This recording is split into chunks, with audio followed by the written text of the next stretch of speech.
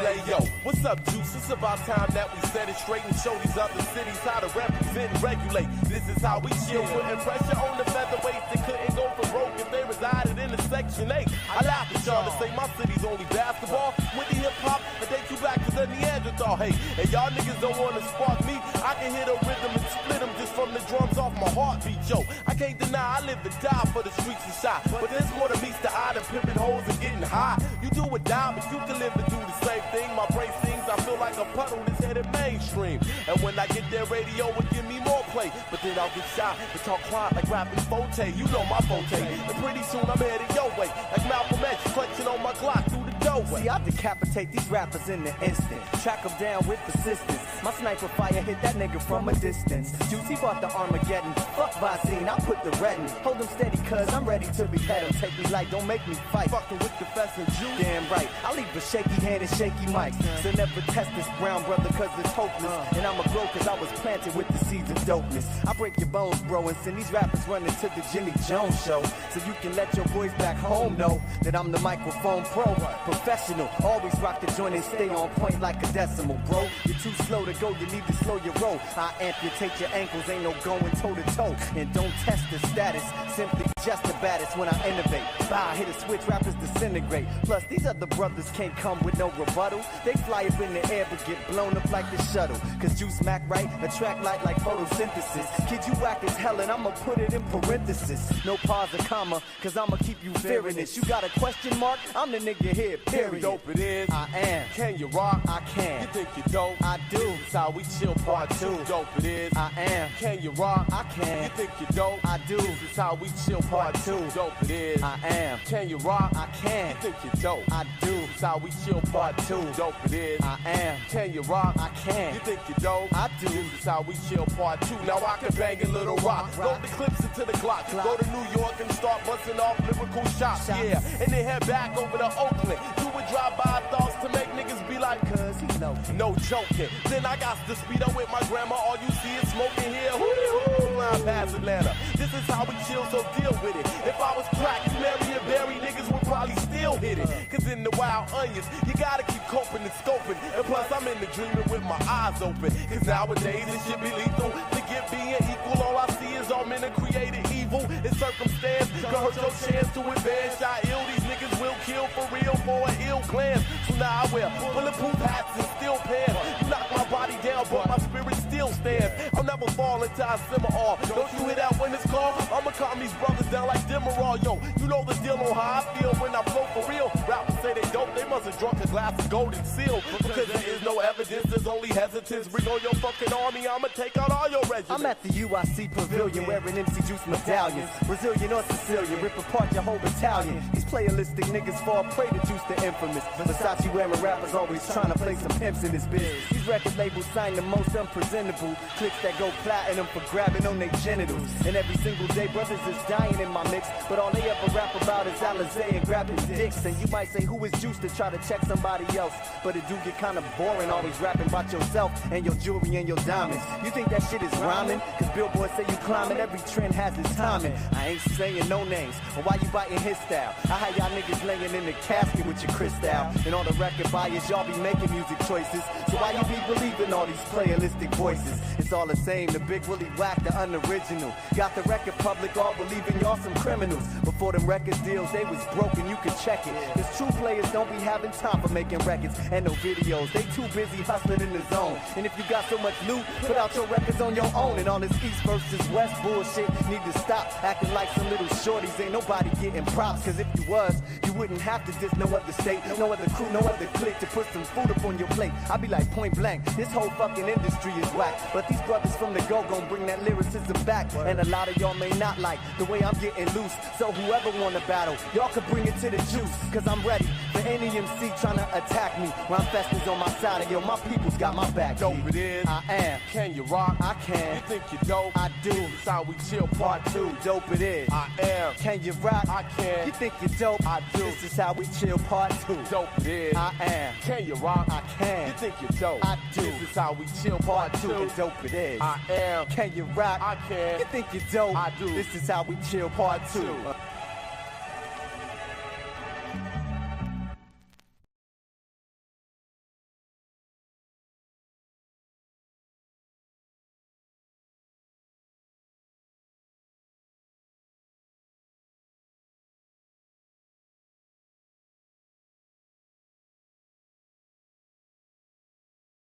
20 seconds. 15 seconds.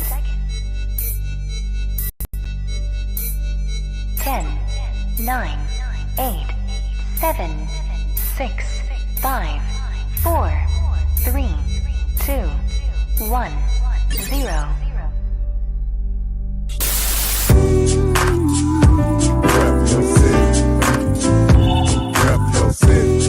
Okay. Rep your city.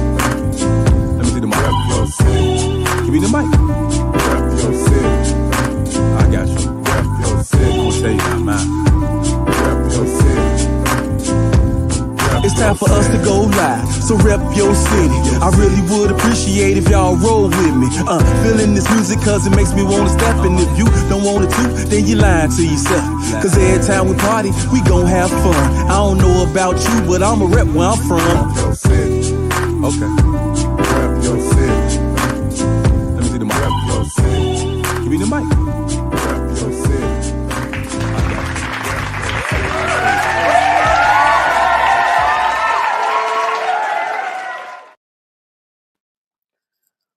Welcome to the RYC Live Show this evening. My name is Artistic. I'm your host for tonight, and this is Rep Your City RYC Live Fresh Fridays. And we are back once again with another fresh episode coming to you live right here from the Windy City, Chicago. We have made it to springtime, everyone.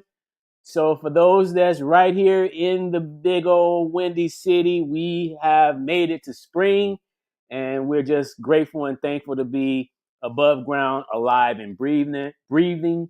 So we hope everyone enjoy our segment tonight. We have another special episode, as you all know, that continually follow us. We do this each and every Friday night at 8 p.m. Central Standard Time, right here, broadcasting from the base in Chicago, but we circulate around the globe. So tonight, keep it locked and loaded. I have a special guest in the backstage area that I will be introducing real soon. But before we do that, please do share this broadcast. Share it to a friend, share it to a family member, or share it to a crewmate. Right? Share it to anybody that you think might be interested in hearing our discussion tonight. Tonight, we will be talking about Hip Hop Appreciation Week 2025. So we're going to be hitting on some very, very important topics as it relates to hip hop culture and its preservation. And so I'm super excited with our guest tonight that's in the backstage area. I'm going to bring him on in just a moment, and I'm going to let him introduce himself to you all. For anyone that may not know him, you're in for a treat tonight. For those that know him, that's excellent already. So if you also have not done so already, please do go out to our YouTube channel, RYC Live, on our YouTube page. That's RYC Live on our YouTube page, and hit that subscription button. Sharing is caring, and support is also gratitude. So, keep following us, keep becoming, people that's showing interest in the content that we produce each and every week. And so go ahead and hit that subscribe button so you can keep up with the latest and the greatest that we continue to provide for you each and every week right here on this platform. Also, if you'd like to be a guest on a future show, you can please send us an email to ryclive@yahoo.com. That's ryclive@yahoo.com. And someone from the team will get back to you. Or you can reach out to us directly, myself or my brother, Mr. RYC Live himself. And also, if you have not been to the Chicago Hip Hop Heritage Museum, we encourage you to come down. We're open tomorrow from 12 p.m. to 5 p.m. We're located at 4505 South Indiana. That's 4505 South Indiana over in the Bronzeville community. Come down, bring some artifacts or whatever memorabilia you have. Come down and check out the current exhibit that we have on display. It'll be coming to a close at the end of April, and we will be closed for 2 months, and then we will reopen July 1st with a brand new exhibit for the women of Chicago hip hop. So, without further ado, I'd like to introduce my brother. This brother is a scholar of this culture. He is from Chicago, and he is working very vigorously with the Temple of Hip Hop. He's going to speak some great information tonight. We're going to have some great dialogue and conversation. We're going to show you some short video clips. And the goal here tonight, people, again, for all those that's tuning in, please keep this in mind. Keep in mind that the point of our discussion tonight is to build. We need to build upon this culture that we love, right? For those that it's dear to their hearts or to your hearts, this conversation should be very important for you to take in the dialogue that we're going to be exchanging tonight. And not only take it in, but apply. Application is key. Apply what you learn. We are all scholars here in this game. If you love hip hop, the scholar level should be important to you. Teaching and preaching and application is all relevant in this game here. Don't forget, knowledge is also an element. So, with that being said, we have our brother, the one and only Sir Malik One, in the backstage area. Let's bring him up front. My brother. There he is. Right. Welcome to the show, my brother. How you doing tonight? Much appreciated, fam. Much appreciated. Hey, and watch that camera too. Okay. So I want to put a disclaimer out there, y'all. We might be having a little bad connection. So hopefully we can get through this segment tonight without it being too much of an interference. But my brother will kind of indicate when need be. If it's going on too long, just give me some kind of indication so that I can, kind of like click here and click there to try to fix that. But we may just be having a bad connection for whatever reason tonight. The signal is a little off tonight, but that ain't gonna stop no show. Right, that's right. So, welcome to the RYC Live show, my brother. Glad to have you tonight. I'm super excited and I'm looking forward to our discussion. How you feel tonight? You know what? Tonight is another good night, right? It's a blessing, like we always thank for when we get up in the morning. I often do so at the end of my day as well, right? Be thankful for the day's events, things that have been able to happen, and what you project to do tomorrow. So, I'm always blessed and got some, good energy to pass to those who looking for the same, right? Who tapped into that same frequency. That's what's up. Right. So what I would like for us, before we get into our discussion tonight, I would love for you to just give a short, brief introduction of who you are and what you do. And then we're going to delve right into our conversation in regard to Hip Hop Appreciation Week 2025. Indeed. So I go by the name Sir Malik One. I am a hip hop cultural specialist and a founding member of the Temple of Hip Hop, the Hip Hop Preservation Society founded by KRS-One, the teacher, obviously. Mm-hmm. And so as a founding member, we had a relationship that was established years prior, back in the 80s, to be exact. But when he began to call for a more self-governed, more together hip hop, right? Bring together the community of people. This was, of course, leading up to and right after the deaths of Pac and Big, of course. Okay. Actually, right before their demise. But in that movement of trying to gather and bring people together, people who cared about people in hip hop and who cared about hip hop, many of us came together back in the mid 90s. And in that gathering is when he called out for the Temple of Hip Hop to be established. And myself and a number of others, we joined together and helped to build the foundation of what is now a global hip hop preservation society using hip hop as a strategy towards better health, love, awareness, and wealth. That's just some of our basic principles. But so being somebody who grew up with a hip hop influence, being from here, obviously, I had to seek it out. And so that's basically what had happened. I found myself in New York back in the mid 80s and happened to be in some circles, ended up crossing KRS's path. We built, he would, encourage me to, that, he was interested in, in doing some more work that was more community broad, right? And so, of course, when that opportunity came to fruition, I jumped at it because, again, it's hip hop being such a major influence in my life. And what I mean by that is it helped me to live a higher quality of life. Okay. Most people, they are interested in hip hop because of its ability to generate celebrity, its ability to generate fame, and even, money, as we know. But my interests are much deeper. And so as that role, being from here in Chicago and doing work across the country, New York, I've been in Los Angeles for the last 20, 25 years.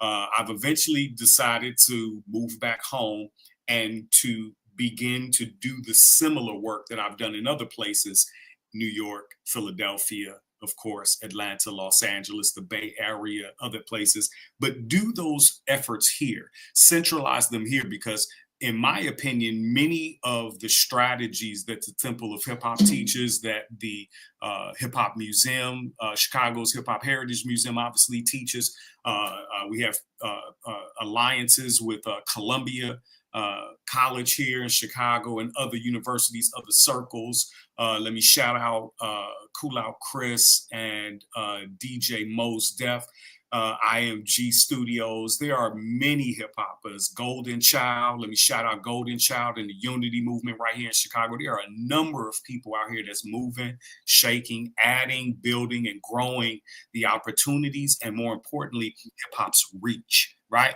So before I jump off, let me pause right there. All right. Hopefully that's a good warm up of who I am. So, someone who came up under KRS-One, basically built the Temple of Hip Hop, kind of spearhead many of its earlier campaigns and movements like the Hip Hop Declaration of Peace, which I teach and have been teaching for a number of decades now, 2 decades now. And so, again, my goal is to bring a lot of those good outcomes, those findings right here to the crib, you know what I mean? And help to build that similar kind of, good community that has a strong foundation and has an ability to be able to influence not just its community, but its institutions, right? Its laws, right? We want to be able to have complete impact so that we can reform our lives in the manner by which we see it, and no longer live where we are threatened, like in these times where people wish to remove protections, wish to remove whatever advantages you may have been able to obtain, especially Black folks, right? That's what all of these attacks are really centered on. It's centered on uprooting the progress that was made by people, our ancestors, you see what I'm saying? And people even in our time. So now's the time for those like-minded to really, take stock in some of the things that are right here in the city of Chicago, in the city of Philadelphia, New York, or DC, or wherever you may be, right? Wherever you may be in the world. And so being that the Temple of Hip Hop has these kind of strategies and these kind of offerings, that's what our goal is to do here, to develop alliances and build a stronger, more formidable hip hop community, right? Able to impact and change the quality of life on its most basic and complex levels. Word up. Yeah, that's a mouthful, right? So for anyone that's just tuning in, you're watching the RYC Live show, and we have our special guest here, Sir Malik, representing the Temple of Hip Hop. And tonight we're having a discussion that we're about to get right into in regard to Hip Hop Appreciation Week 2025. So we would like for everyone to give us your undivided attention, pay attention, get out your notebooks and pens, at this point. This is kind of like classes in session. You know what I'm saying? Like really, real talk. This is classes in session. And these are things that we should not only hear the intake of through the conversation, but we should be taking notes so that we can refer back to what was discussed. And then, like I mentioned in the intro, the application, applying what you learn is key. Like, you can't really effectively learn something if you don't apply it, right? So you got to first take in the knowledge, right? Knowledge is also an element of hip hop. Take in that knowledge, and then you have to apply what you learn, right? So if somebody teach you how to do a body pop, right? I teach class. I teach in the Chicago public schools. I teach the kids basic classic hip hop, right? Street dance, right? And when I'm teaching them how to do a body pop, I let them know that there's certain parts of the body that you got to move at a certain time, right? And when I give them the instruction to do the body pop, and some people say, "Oh, that look good when you do it," but when I do it, it's application. Intake of knowledge, apply what you learn. So tonight we encourage everyone that's tuning in. Again, share this broadcast, take down some notes, and apply these things that you're learning, because tonight we're finna embark on a whole nother lane of information to be shared, so that, as my brother said, we can all continue to build. It's my brother's goal. It's my goal. It's the goal of what we're connected to. It's our DNA as a people, right? And so we want to put it out with urgency that the time that we have left on this earth, that we take that time and examine it with urgency to continue to do the work that needs to be done that we're trying to achieve. So, my brother, what is going to be our approach to helping people in regard to Hip Hop Appreciation Week 2025? There's a number of things, but let's start off with just a few key efforts. And before we do, why don't you try to reset that cam real quick? Okay. All right. Let's do this. Boom. Okay. So, just like I was briefly mentioning, because a lot of this is very, it can be deep, and I can understand that for a number of people, and why some people may lose interest or disconnect, or for whatever reason, not find why this information is interesting, of interest, and applicable, right? Sometimes it may take some time. So I encourage anyone listening, stick with us. Stick with us. Hear this conversation.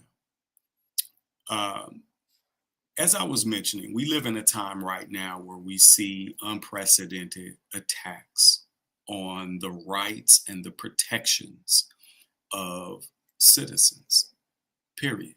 Okay. And so, granted, there are examples of individuals who may have put those rights, put those protections in some degree of jeopardy. But in this nation, one thing that is fundamental is the protection of individual liberty. Okay. And we see this being attacked at an unprecedented scale. They are calling to, of course, dismantle the Department of Education. Okay. They're working already vigorously to completely defund it. We're sending it back to the states. It's always ridiculous when you find these people who they use things for their benefit, but then they attack it when it's not, right? They're opportunists, in other words. So what does this all have to do with Hip Hop Appreciation Week? Well, first and foremost, what I'm saying is that hip hop has always been under attack, similar to these rights and similar to these protections. Okay. And they are human rights. Let's be clear about that. They are human rights. That's why there is a Hip Hop Appreciation Week, because Hip Hop Appreciation Week was something that was set for by hip hop's community, the people within hip hop, the everyday moms and pops, fathers, mothers, school teachers, people such as yourself, who also were graph writers, right?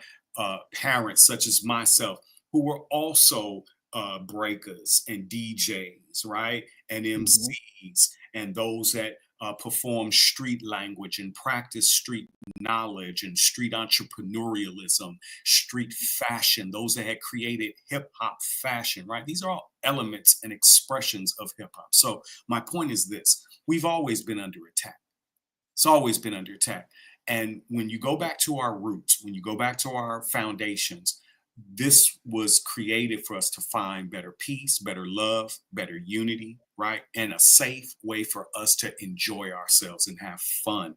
Okay. No one can really truly live life unless you have some degree of balance in those areas. So it's always been presented worldwide as a principle-based lifestyle, right? One of freedoms and liberty, one of protection, right? One of, just advantage, right? Ways to bring advantage to the disadvantaged. Now, granted, this has completely gone off the rail when you look at rap music, but that's another discussion.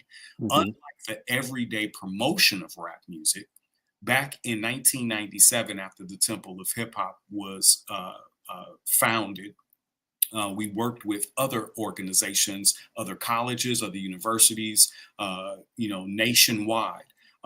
Every Division I, just about every Division I school, especially in the major markets, where we wanted to promote a time that, unlike the everyday promotion of rap music, we focused on the positive attributes, because we're always hearing about somebody connected to hip hop. Here we are again, just in the last 24, 48 hours, and it's been in the media a little longer than that.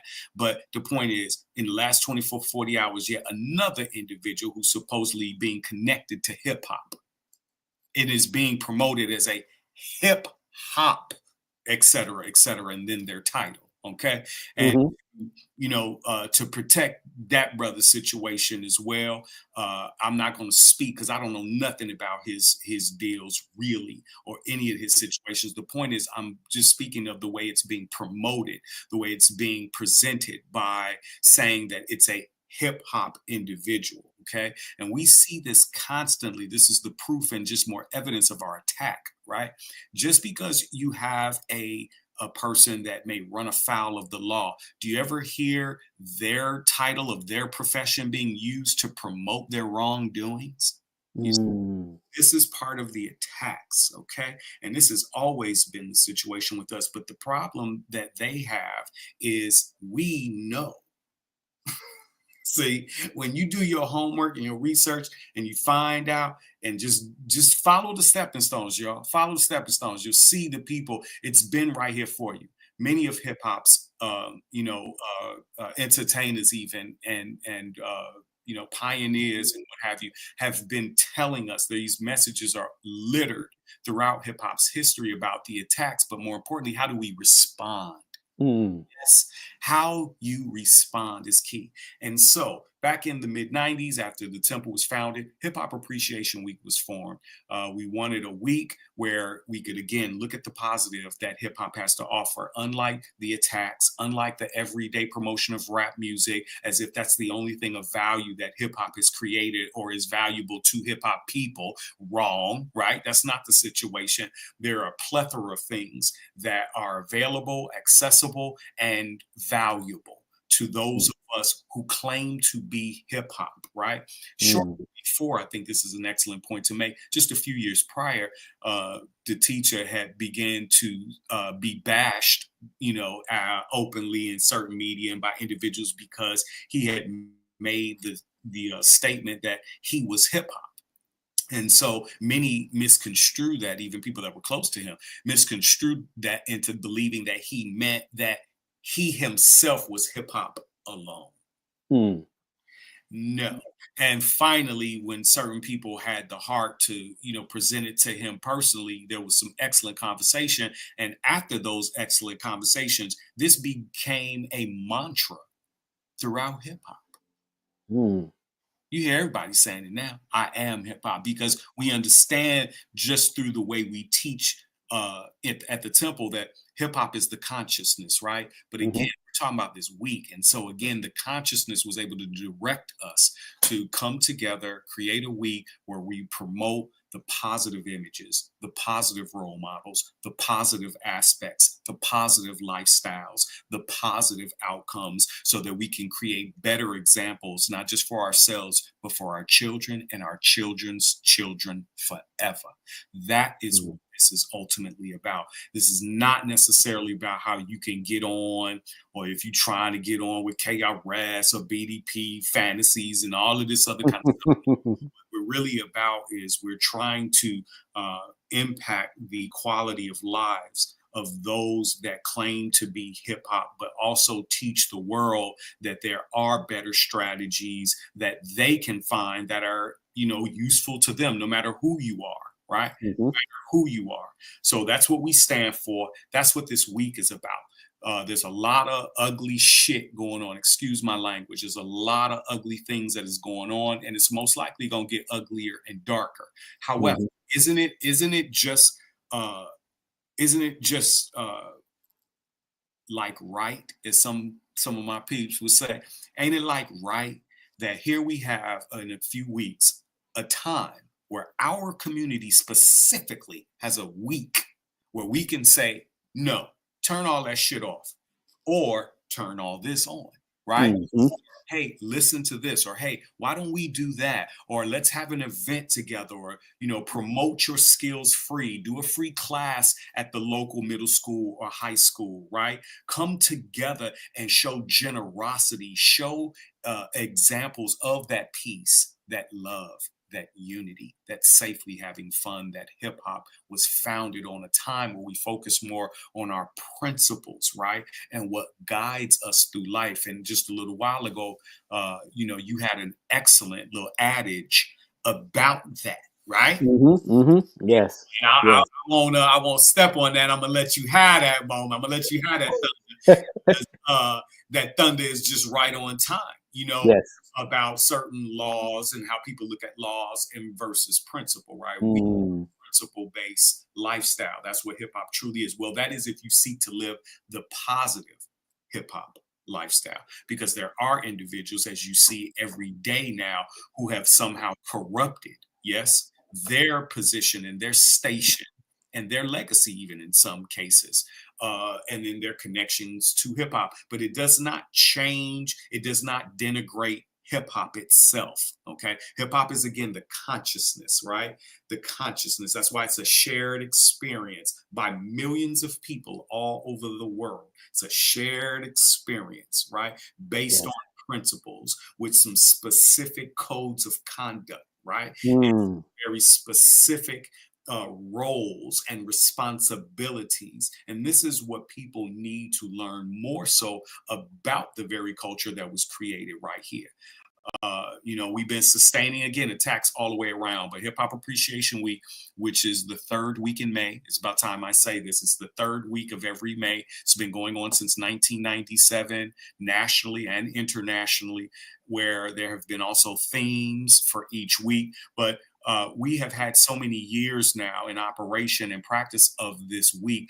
My goal is to begin to centralize many of the operations for Hip Hop Appreciation Week right here in Chicago, and be able to fulfill more of an organizational capacity, right, for other cities across the country and internationally. And I believe the city of Chicago is in an excellent position to be able to do something like that. And the city needs that, right? The community here needs that. Hip hoppers here need to be able to have avenues and resources, right? They need to have access to rights and responsibilities, right? They need to have access to education and information, right? They need to have access to skill building, et cetera, role models, but people who can offer them something that is useful right now.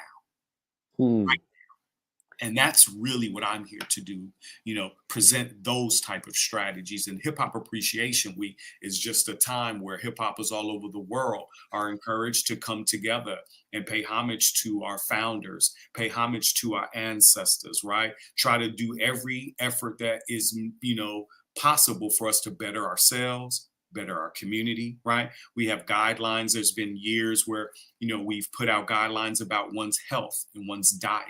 Other times where we've sent out information or just used to promote our relationships, right? And how we can build better relationships by being better versions of ourselves. And had weeks where we focused on financial literacy and lots of, economic, strategic, or basic to strategic understanding or planning.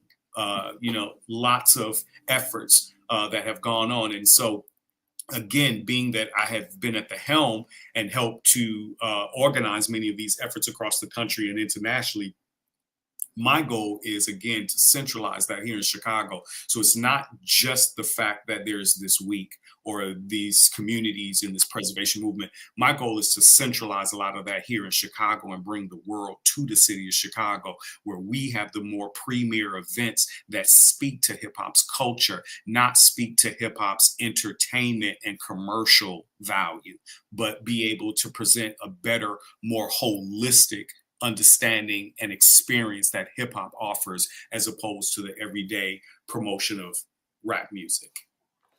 Okay, so man, that was beautiful, my brother. I mean, like I feel like literally, I feel like a student in class right now.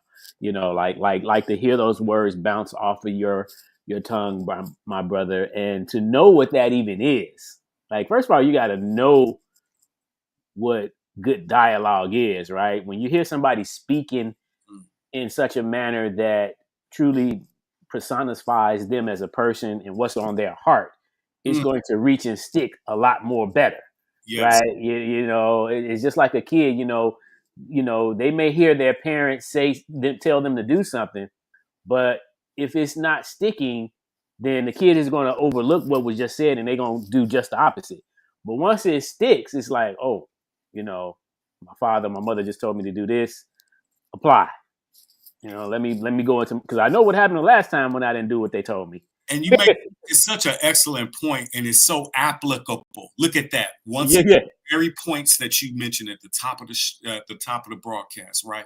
Mm-hmm. About it being applicable, right?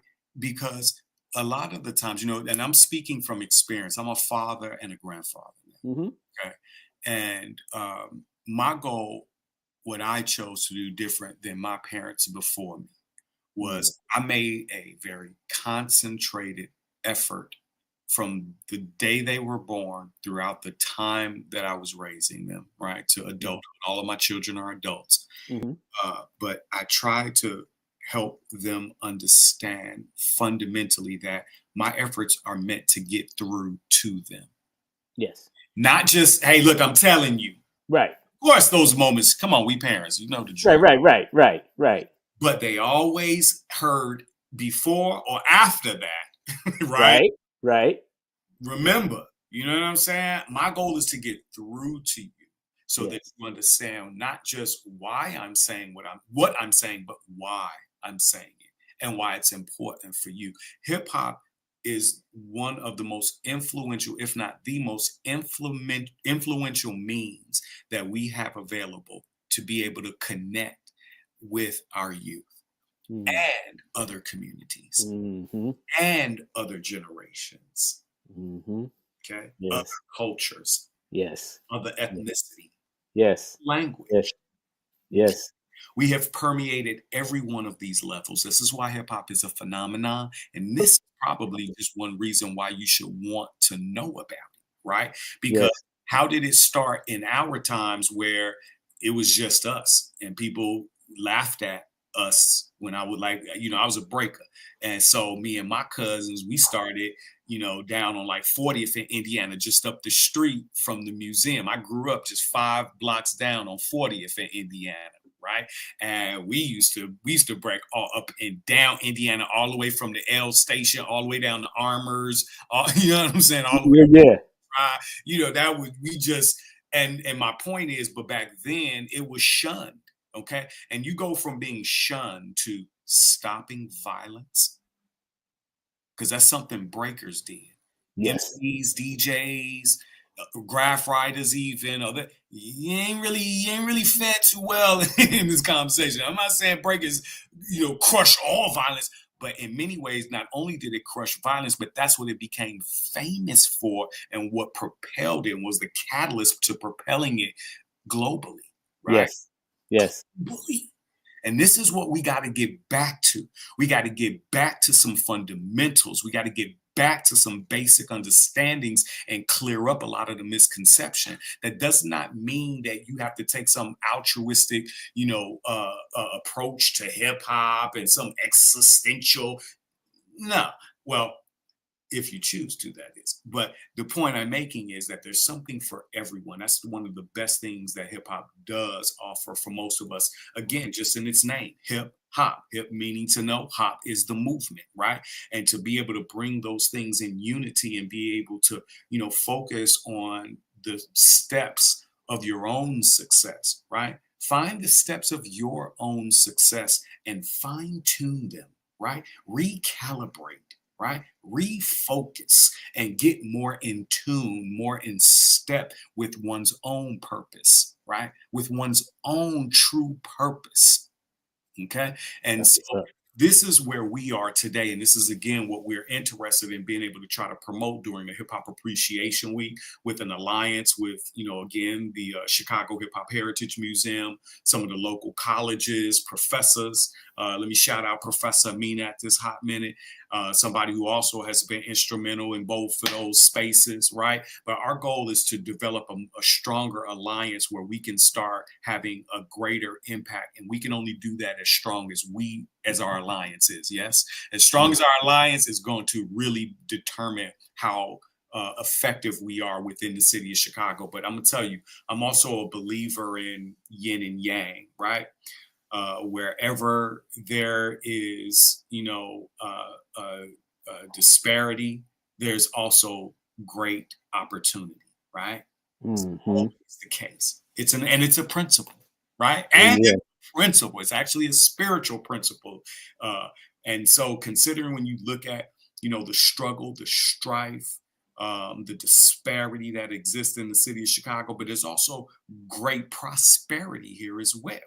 It is time for a hip hop community to learn to marshal a lot of that resource, marshal a lot of that understanding. We don't need to fear any shutdown of a federal institution. Yes, it may, you know, it may restrict funding and such, but this is where communities like hip hop can and should step up and be able to start presenting the more concrete aspects of our history, our math, right? Our science, our languages, et cetera, our cultural studies.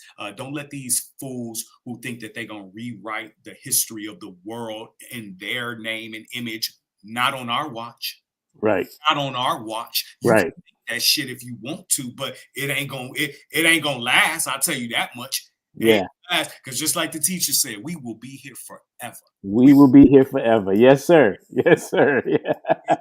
Opportunity to always be in position. But my goals of others like me, you know, yourself, I would like to add to this, is not to wait until we are in peril. Mm-hmm. Let's not wait till we're in peril to act appropriately, right? Yeah. To perform whatever strategies we're trying to perform. You know, if you got a plan, if you got an idea, if you got thoughts, now is your time to put them in motion, to put them in practice. And if you need assistance, especially if it has anything to do with hip hop or is concerned with hip hop, the Hip Hop Museum, the Chicago Hip Hop Heritage Museum, should now become ground zero for all of hip hop's community in the city of Chicago and the entire Midwest. And I would even go further to say within the entire country, because what we have to offer is an aspect about hip hop that you can't really find anywhere else. And trust me, I know. Trust me, I know. That's what makes it so, opportune about this, alliance that we have and what we are, capable of really being able to do in the city of Chicago and impact those around us as well. So Hip Hop Appreciation Week, every third week in May. Again, we are just having a discussion about why it's needed, right? That's what I choose for us to really focus on tonight. And I think that just by looking around, you see why it's needed, right? A time to focus more on why hip hop was started, not where, not when, and not even by who. Not even by who. But its meaning and purpose, right? Because remember, B-Boys didn't have nothing. Our communities didn't have nothing. We always, see images of the Bronx, right? Back in the 70s, just like here on the West Side, right? And some places on the South Side. It was like that here in the city of Chicago. I always laugh when friends of mine, for example, or people I've known, had some friends come from international to visit me in the city, right? And they loved, for example, Navy Pier. Right. So to hear me tell my story, like, shit, I can tell you a Navy Pier look nothing like that. You know what I mean? Like, Navy Pier look nothing like that, let me tell you. And so we used to b-boy and skateboard and ride bikes all up and down the lakefront, all the way from Rainbow Beach, all the way, to the north side, when we could back in them days. And so I just point that out because you see lots of reasons why, there's a need, why there's a demand for us to take time out for ourselves, to take a breath, to take a breather, right? To check ourselves, to eat better, right? Slow down on some of the fried products that you may consume. Take a week where you just drink a lot more water than you do your other drinks, right? Or stick to your clear liquids, or try more steamed vegetables and fish and fruits and, soups, and do your body a favor. Do your mind, your spirit, your energy, your focus a favor by taking out a week to try to, get yourself back to center so that you can perform at your best, right? Because these are really some of the deeper attributes that hip hop has available to teach, right? And so not just again to be famous, but just to be a good father, like in my, my capacity, right? To be a good father, right? I wanted to be a good steward of my family. I wanted to be a good steward of this city. I wanted to be a good steward of my organization, right? So I had to spend time. And so these times, like Hip Hop Appreciation Week, are the real, true, fundamental ways, if you truly want to unlock and understand what hip hop is and what it truly has to offer, and why is it even important to learn, to know about. So we can go on and on down that road, but I'll stop there because I know we need some more questions. Okay. Somebody got something to add. So what I would like to do at this particular moment, that was just excellent, by the way, my brother. But what we're going to do right now is we're going to actually take a quick commercial break. And when we come back, we have my brother, the one and only, the legend, Kingdom Rock, in the backstage area. Shout out to my brother, Mr. RYC Live himself, tuning in. I want to send a shout out to the RYC Live team. You know what I'm saying? We do what we do. And then we're going to get into, when we come back, also, I want us to get into some of the video clips, to kind of talk and show some visuals, and just kind of steam up this convo a little bit, even a little hotter. All right. So you're watching the RYC Live show, Fresh Fridays, that is, and we will be right back.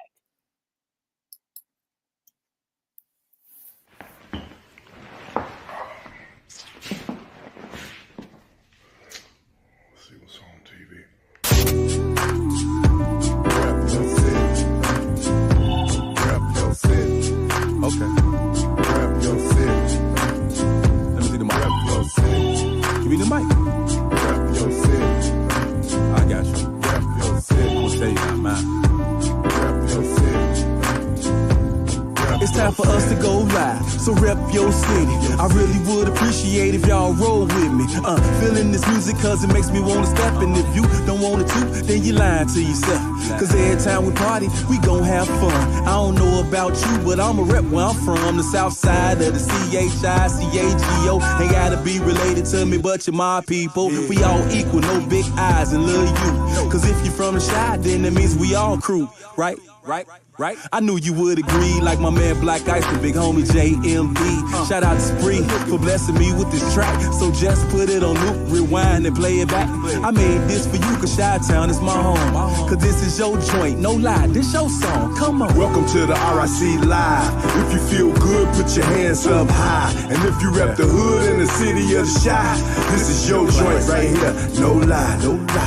Welcome to the RIC Live. If you feel good, put your hands up high. And if you rep the hood in the city of the Chi, this is your joint right here, no lie. Play the red line like Solo, walk like DA, command like the General. Salute to all the DJs, throw this in your favorite, put this on replay. I'ma run it back, this a hip hop relay. Let's slow it down, move to a smooth pace. My flow straight, might end up in your place, in your space, spitting bars in your face. I don't waste no time, I'm getting paid. I'm the only one that can stop my flow. I show up every day cause this all I know. I create, I produce, yeah, I put on the show. What's your name? Mugshot, player, there you go. Like Nate and Luda, I got area codes. I'm in and out of state doing music for dough. While y'all fake working in the area, yo, I'm screaming Chi-Town until they bury me, bro. Come on, welcome to the RIC Live. If you feel good, put your hands up high. And if you rep the hood in the city of the Chi, this is your joint right here, no lie.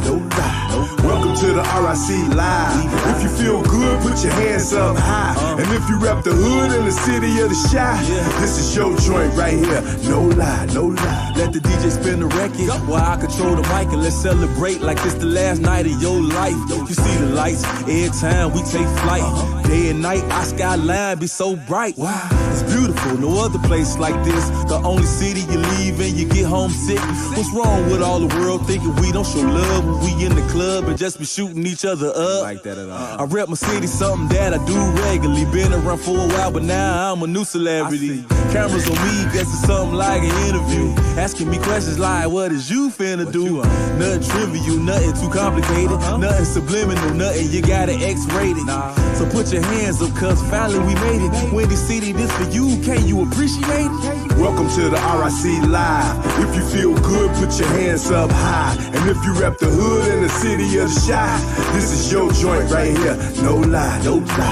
Welcome to the RIC Live. If you feel good, put your hands up high. And if you rep the hood in the city of the Chi, this is your joint right here, no lie.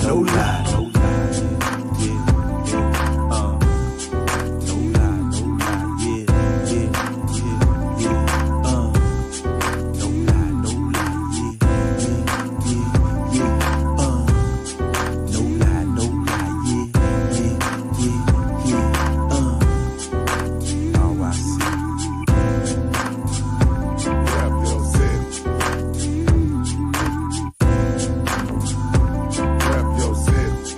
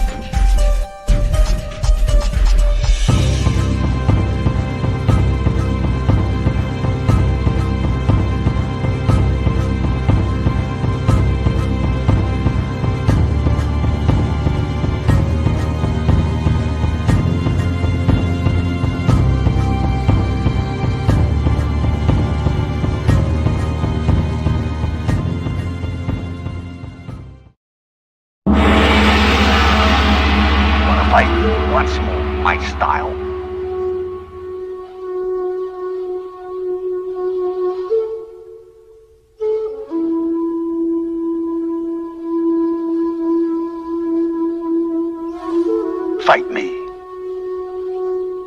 We came here to battle.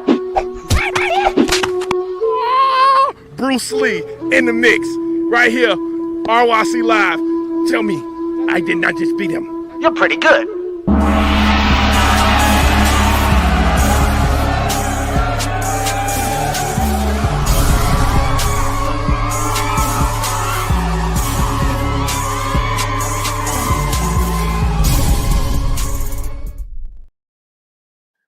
Welcome back to the RYC Live show. This is Rep Your City RYC Live Fresh Fridays.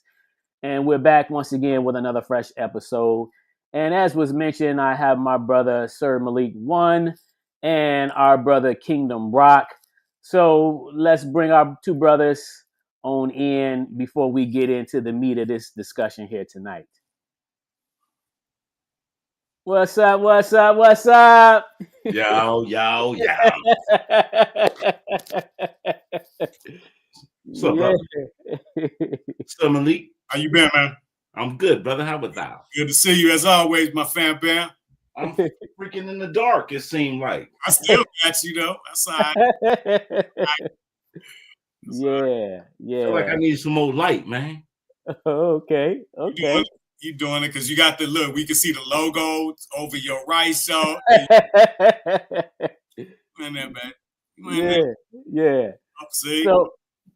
So listen, we're going to actually show a short video clip entitled Hip Hop Declaration of Peace from May 16th, 2001. Right. May 16th. And that's crazy. That's actually a day. So our wedding anniversary is May 17th. My birthday. Right? Yeah, so that's actually the day before we got married. That's your birthday? Yep, 17. I think your birthday is the 17th? Yeah. Wow. During the Heart of Hip Hop Appreciation Week. Lady V just left here and she said her birthday is, I think, the 21st. Okay. Right there. Wow. No, I think she said the 17th too. I think she said the 17th. Wow, that's amazing. That's when she said she's coming back. Go. May 17th? Yep. Wow. Spirit, man. Okay. All right. So we're gonna have to move our events somewhere else. Yeah, we got to figure something out because that seems to be, giving a signal or something right there. Yeah. You're so right about that. And let's set the tone about this because this is something I definitely think, it's just fundamental. So this documentary, this piece you're about to see is just a short doc about the event that we put on at the United Nations headquarters during Hip Hop Appreciation Week in 2001.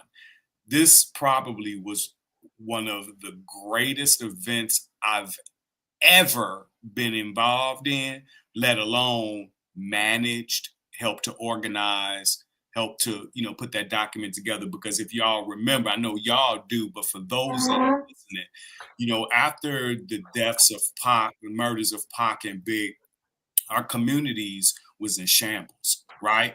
Our ability to communicate with one another was in major peril at that time.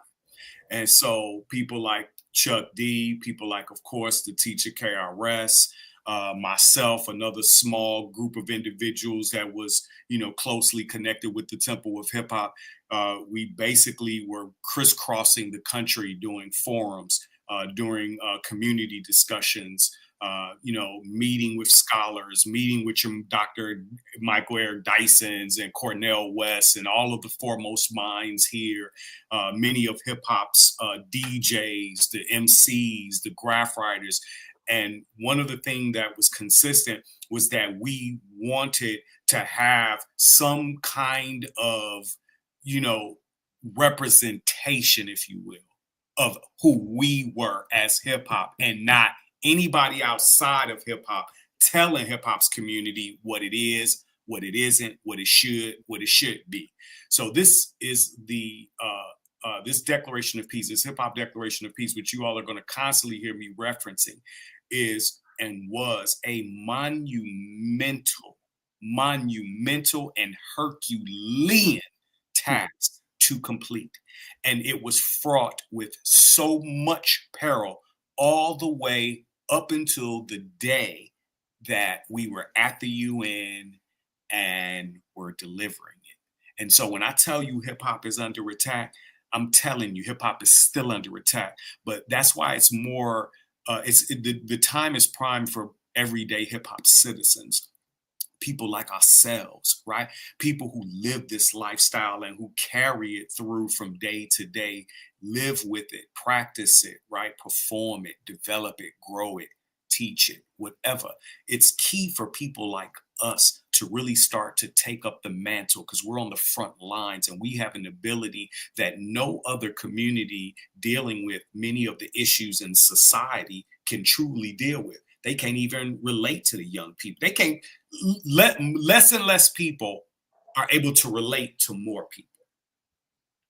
Okay? That's the paradigm that we're in. Hip hop can alter that dynamic. And so we talk about Hip Hop Appreciation Week. Well, this Hip Hop Declaration, even though the Hip Hop Appreciation Week predates the Hip Hop Declaration of Peace by a few years, this document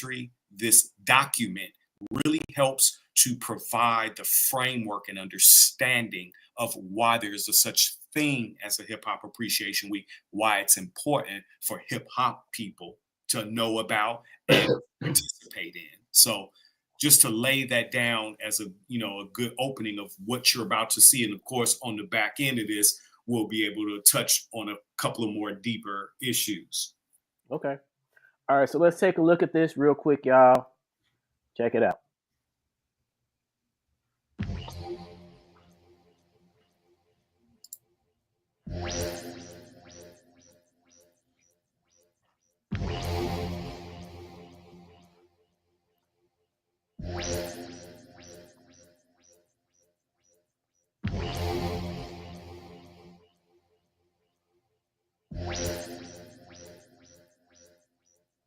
Welcome to the Temple of Hip Hop Ministries.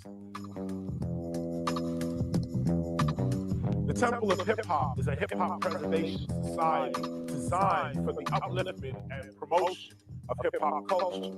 Hip hop is not just rap music. Hip hop is beyond rap music. Rap is something we do. Hip hop is something we live. Hip hop came from the streets, man. This was an energy that the record companies gravitated towards. Hip hop is our child. It's our baby. We gave birth to it. See, hip hop taught me what love is. Rap taught me what the thug is. We're just trying to spit. We're still menacing. The name of hip hop is still a ring. Shivers through people's bones. Right now, there's a war between the state of hip hop. I stand here before you, a representative of something we call hip hop culture. Words mean very little without definition. We are here to discuss the definition of hip hop. Once we deal with the definition, meaning, purpose, intention of hip hop, the words will change. Rap, everybody's so focused on the hype and trying to live up to the hype. All the lyrics and hoes, niggas, bitches, they need to have some type of control of what they portray themselves as, because a lot of these kids don't have parents in the house to show them that that's wrong. Since 1994, we've been having meetings about preservation of hip hop culture. This is when Harry Allen, the media assassin, held a discussion at Chambers for an organization called the Rhythm Culture Institute. At that meeting, I decided to document the history of hip hop and also begin to teach spiritual principles through the language of hip hop. Eyes to see through these lies. Discipline themselves yourself to stay alive. Not many. This then went on to the creation of the Temple of Hip Hop, which is at first a society that preserves hip hop. This public safety issue is very simple. One of the things that we haven't dealt with is how we've allowed ourselves to be degraded. See, all day long on radio and television and print media, if all you see are people like myself and yourself depicted as criminals in these magazines with no other reference, it's now becoming a public safety issue. You don't know me right now, why don't you ever know me? Never won a Grammy, won't win a Tony, but I'm not the only MC keeping it real. Brothers get up there talking about killing people and they get on stage and thank God. Our images shouldn't be played around with. This is not a fan club. This is for people who are serious about hip-hop's preservation.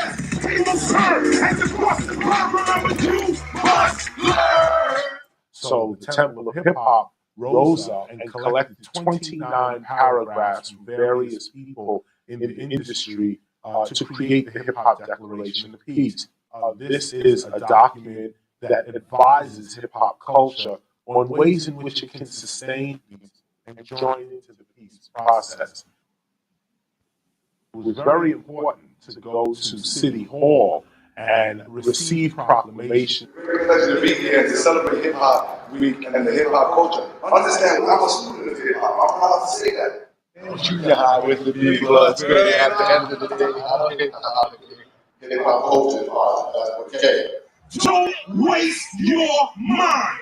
I've never seen any negative. Believe in yourself. Ever. KRS-One. A lot of times growing up with big images and movies like Fort Apache Bronx, sometimes you had a low self-esteem and a low pride about the Bronx. We were in the late 70s, 80s, and then came this young man with a song called the South Bronx. The South Bronx, the South Bronx. The South Bronx, South Bronx, the South Bronx, South Bronx, the South Bronx, South Bronx, the South Bronx, South Bronx, the South Bronx. Hip-hop culture is a collective power of hip-hop consciousness.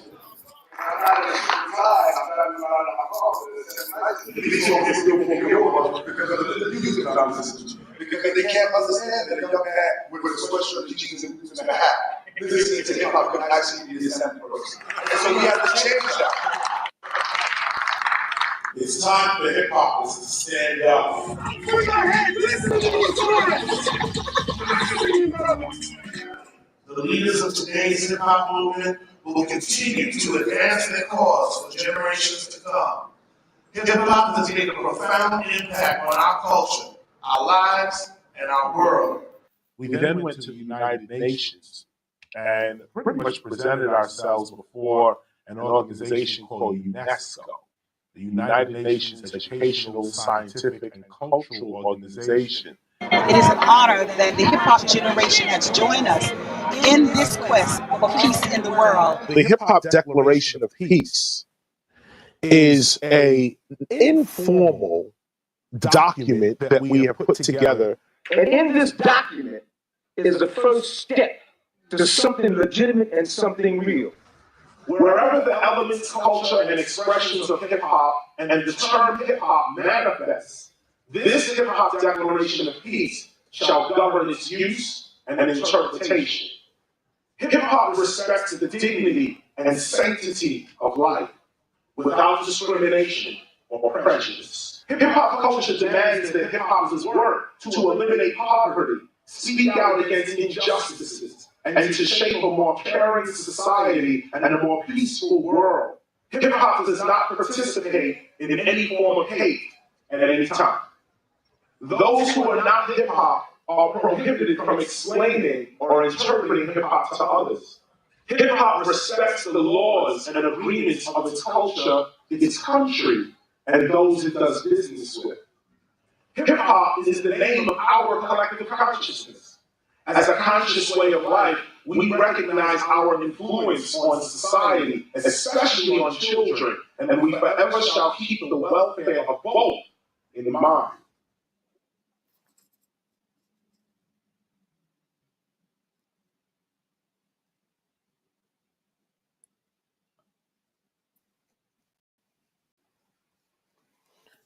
Okay. All right. How much? What's our time looking like? Art? We good. Okay. So before we get into, any discussion, I just want to add that that Hip Hop Declaration of Peace is comprised, as we all know here on the circuit here, of 18 principles, right? And so, of course, in honor of our discussion, I just want to quickly point out the 9th principle, right? There's 18 on that declaration. The 9th principle, May 3rd is Rap Music Day. Today they've been recognizing, actually was named nationally, May 3rd, Rap Music Day.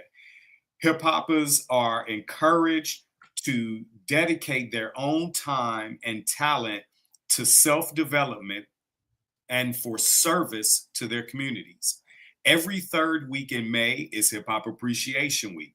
During this time, hip hoppers are encouraged to honor their ancestors, reflect upon their cultural contributions, and appreciate the elements and principles of hip hop culture. November is Hip Hop History Month. During this time, hip hoppers are encouraged to participate in the creating, learning, and honoring of hip hop's history and historical cultural contributors. So I just want to say that's principle number 9, right? And so this is something that's really proof. Right now we hear a lot of people that claim that hip hop ain't did shit. I've heard some people who gained some prominence, on the outskirts of our community, claiming that hip hop ain't did shit. Well, that little short documentary that you just witnessed, says we again know here, was 2001, May 16th to be exact. I was one of the people behind the camera. I was one of the people who had to organize the security to bring up each and every individual. You can't even imagine the level of security that was at the United Nations that day, because the General Assembly was also in effect. Kofi Annan stepped up through the delegates dining. Bruh, we'll talk about that later. Point I'm making about people claiming that hip hop ain't did nothing, right? That document, Hip Hop Declaration of Peace, May 16, 2001. I just read to you the three times that were set aside at that time for us to be able to honor hip hop. Now look at it as you saw the teacher obtaining those proclamations from the city of New York, from the city of the Bronx, right? We also got them from other cities. I helped to coordinate several throughout the West Coast, Detroit, even here in Chicago, which is now what I was about to speak on. Look how we now in Chicago honor, was it July Hip Hop Heritage Month. See how it's growing. And other cities have done the same thing. But do you realize no one's really connecting these dots? All of these cities who've claimed that they now support hip hop, or that they support what hip hop. See, this is again why we can step up. See, because we have precedent. We have precedent where all of these cities said, yep, we honor hip hop. Hip hop should be honored, et cetera, et cetera. Now's our time to do something with that. Right? Most people think it's just about getting the proclamation from the city, right? And some people, that's why they criticize it as being meaningless. But that's because if there's no strategy, if there's no plan of action, right? If you don't have a clear agenda, if you don't have vision to be able to plan out the step-by-step milestones that one can take to reach victory, most likely it will never occur, right? And I believe that's why it's up to us. It's up to us right here on this, right here in this little, discussion, the three of us right now, and those listening, even those that get this message down the line tomorrow or next week, next month, whenever they come across this message, seek us out, because the point is we have got to start participating within our community at much higher levels. Why? Because we are the only ones who are capable of doing it. We cannot hope, expect, or even think that someone else is going to deliver the remedies or the solutions to the kind of challenges, for example, that the Hip Hop Museum faces, or that the Temple of Hip Hop faces, or that Hip Hop Alliance faces, or, the 1520 organization faces, or, whatever. We are the ones who have to take the lead, and our leadership can have a ripple effect, one that impacts this entire city. And we all know this city been needing it, right? Been needing it, because we're not like New York. We're not like Los Angeles, right? We're not like any of these other cities. And just like them, we all have our own personalities, right? Each city has its own complexion and personality and certain, issues and challenges and benefits and advantages, right? And we have to begin to see it as such, because hip hop, again, is not rap music, right? Rap is something we do. Hip hop is something we live. And that's what we're here to preserve. How do we best preserve hip hop? Preserve hip hop people, right? How do you preserve hip hop people? First of all, have a meaning and purpose, right? For who we are and what we stand for, thus what we do not stand for. So if we do not stand for things, that doesn't mean that we got to go out here and bash motherfuckers or trip or all this kind of stuff because somebody's not conducting themselves the way we see it. That's not how it all works. This is a very self-evident process, right? It's something that everyone must take responsibility for themselves and do. And then we do it united. We do it together, right? We start bringing individuals in and start better educating them first and foremost about what hip hop is, because then you can start to better understand what we mean when we say hip hop culture, right? Hip hop culture is the collection of all those breakers, MCs, graffiti writers, DJs, beatboxers, street language, practitioners of street knowledge, street entrepreneurialism, street fashion. And of course, many have now wanted to even go further and kind of add to that list. I was a part of the small group of individuals and scholars who did that research just to be able to identify and edify those. There are still many people who argue and may argue that the elements of hip hop are just breaking, MCing, graffiti, right, and DJing. But that's to the unaware, right? Initiated, uneducated. Those are our core requisite elements, right? Those elements are at the core, but there are more elements that were present even at its inception, because we know many of our elements existed even before hip hop came into a formal consciousness, right? Yes. So that document this week, these problems, these issues, it's our time now to present some remedies and some solutions, right? Yeah. And this is the difference when you begin to look at hip hop as consciousness versus an object, right? Like, for example, other museums have now, come up as well. And we applaud that. We applaud that. I'm a part of, the group of individuals who try to help these organizations and institutions, lots of them, not just the museums, but it's an exciting time because we do now have actual museums, right?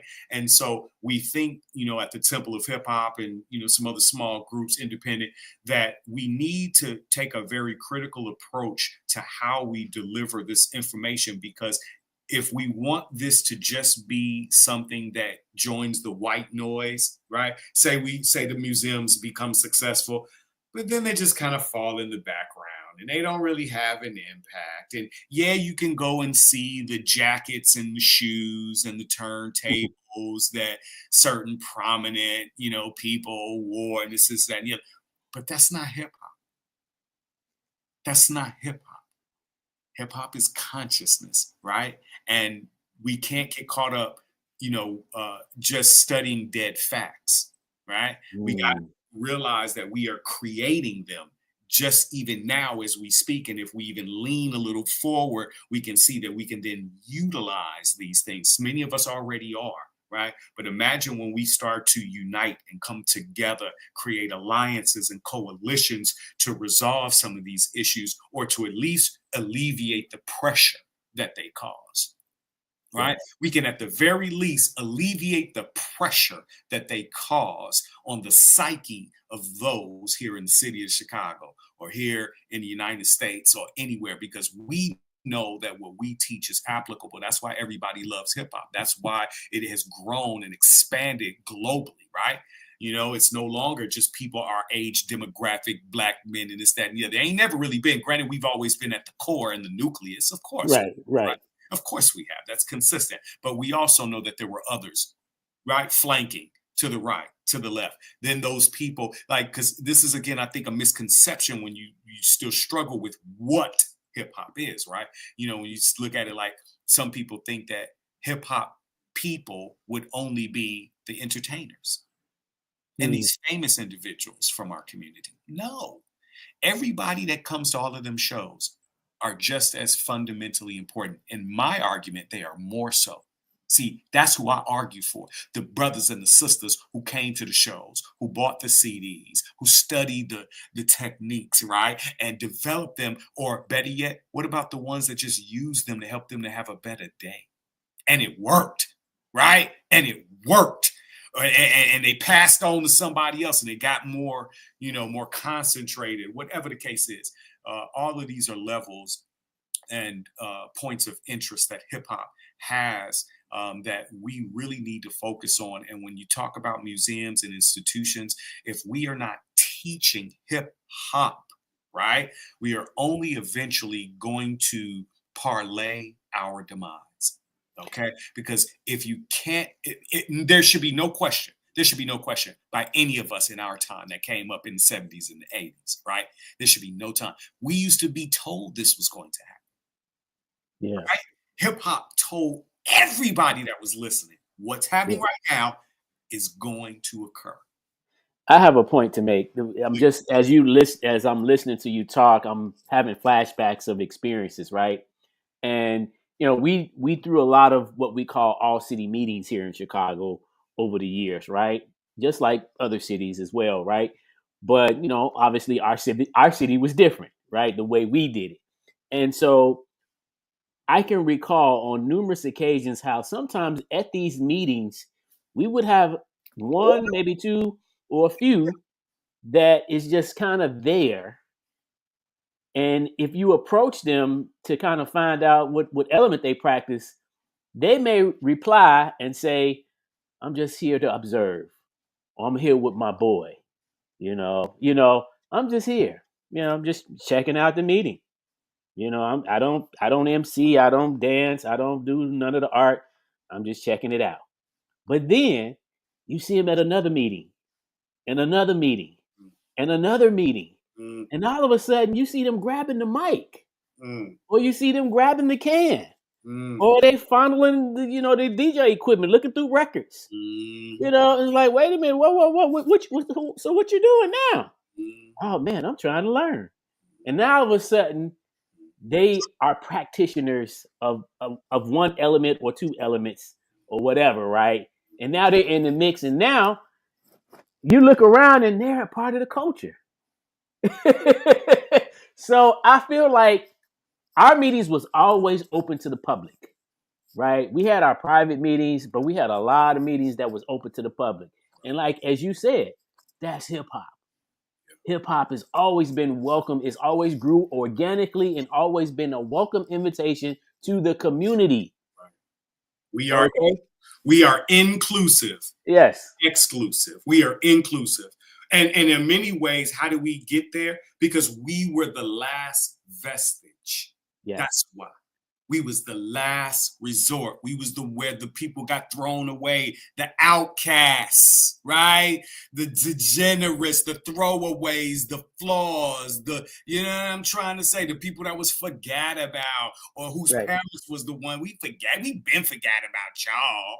That's why we didn't have nothing.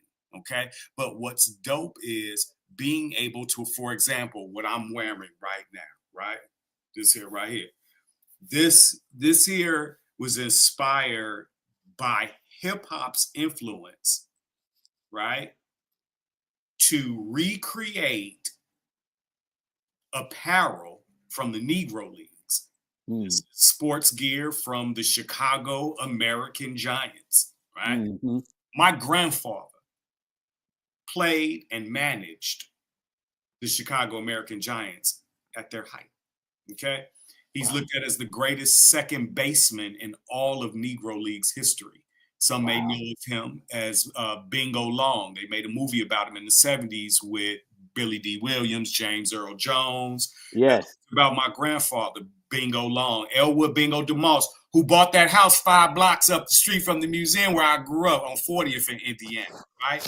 So what I'm saying is hip hop's influence, right, began to, as we know through the years, represent or reintroduce or create a renaissance. That renaissance was so powerful that it reached all the way back where we started looking at many of the efforts and works of our ancestors who had came before us and was starting to be able to bring more validity, more value to their contributions because it gave us advantage in this day and age. Now, for the average individual, I understand how in the hell you gonna say a jersey to better your quality life. I didn't make this jersey. You did, first and foremost. I didn't make this gear. I didn't make this. But a company made this because they were honoring the Negro Leagues, and they've been in a long line of individuals and small groups who have been trying to work through the decades to get credibility to the Negro League baseball players. But the reason I bring them up is because, see, my grandfather, right, was a pillar in the community at Southside Chicago. You know, born in Topeka, Kansas, but, you know, also played in New York, right, with the Black Bombers, but also obviously, you know, did a lot of his contributions to Negro Leagues baseball here in the city of Chicago. But he was a pillar in the community, okay?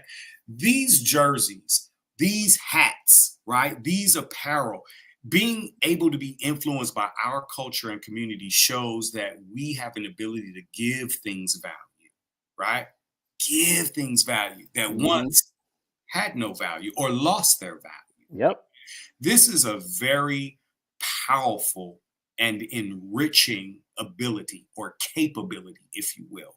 These are some of the things that hip hop helps to teach when you begin to study it through consciousness, not just as product or even just as art, right? If you just look at hip hop just as just art, right? It's just art. Then you miss on so much of the glory of what really is going on. Then most people would say, well, damn, well, why you got so many people that ain't, you know, that's in jail and these motherfuckers doing it? Truthfully, because they're probably either just corrupt, right? It's just either corruption, or they lost their way, right? Or potentially they never truly connected, right, at this level. And this, okay, brother Malik, let's. I want Kingdom to share his thoughts. Yes, my bus, So, please. Yeah. Indulge. Yeah. Jump in here, King. Yeah. Uh-oh, your audio. I'm just enjoying the conversation, brothers. Oh, wow. Yeah. You hit me with the don't look at the finger because you don't look at the, what is it Bruce Lee said when you you'll miss the you'll miss don't focus on the finger, you'll miss all of that heavenly glory in between. Yeah. And so I tell the story about not even the story, but when I'm just in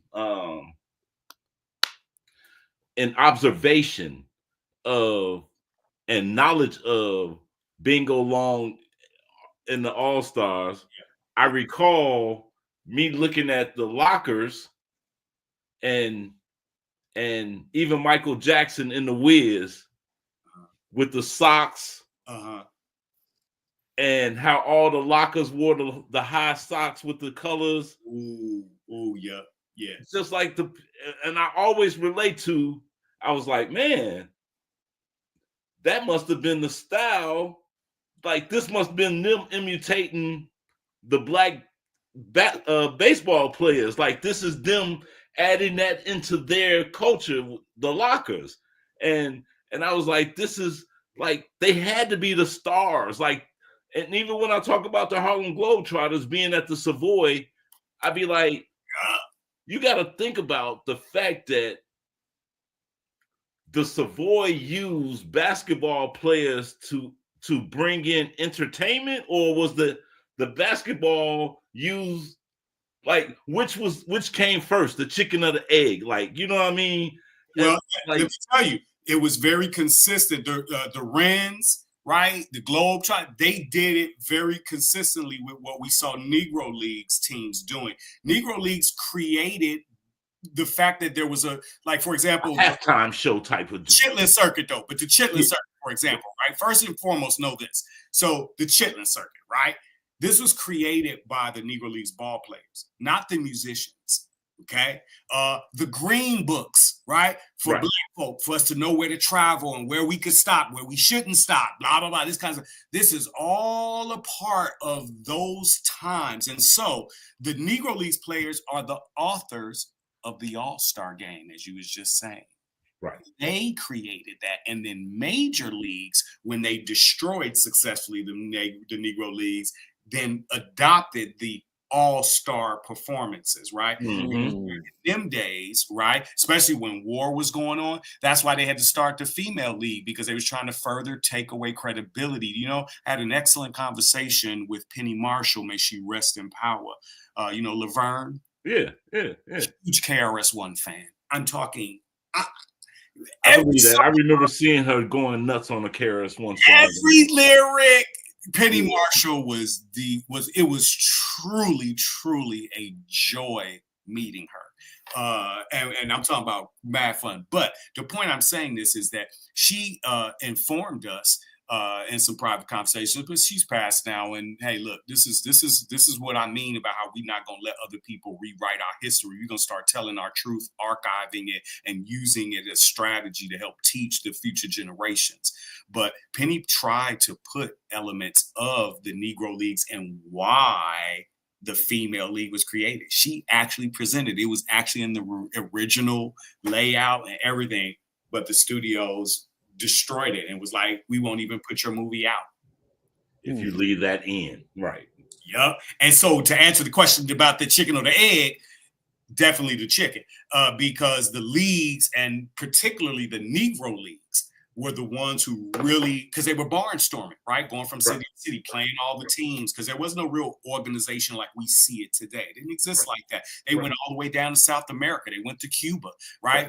That's how baseball got down there, because of the Negro leagues. The Negro leagues are the forefathers of the Latin leagues of baseball that go down into South America and such. So there's a lot of history here that is worthy of our uncover. But what I was able to do is I was able to understand the similarities and the synergies between hip hop, right? Because just like rock and roll, just like jazz, just like blues, just like a lot of other aspects, the Lindy Hop. I mean, come on, we can go all the way around and talk about many things that were usurped from our community. Hell, even whole cities were usurped, right? Tulsa, Oklahoma, another place where I'm from, the home I'm in right now. My grandparents, my father, they're from Tulsa.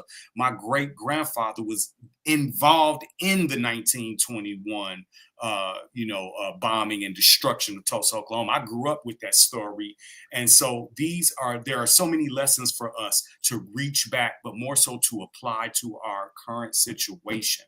This is really the point that I'm making. Hip Hop Appreciation Week gives us opportunities where we can begin to explore these kinds of opportunities and turn them into strategies that develop remedies, resolutions, right? Resources. You know, there's so much we can do. And the reality is, who's going to, join us in doing it? Because one thing I've definitely learned being involved in hip hop, I never thought I would be involved to this depth, right? Mm-hmm. I never foresaw that, right? Never foresaw that.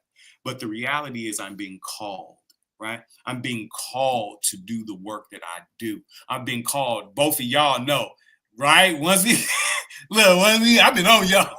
Y'all ain't getting away from me. I don't care what you say. Y'all gonna have to shut the door in Malik's face, because I'm telling you, this brother is relentless. Relentless. All right, so let's do this. In this time we got left, let's talk about, for the viewers that's watching, shout out to everyone out there.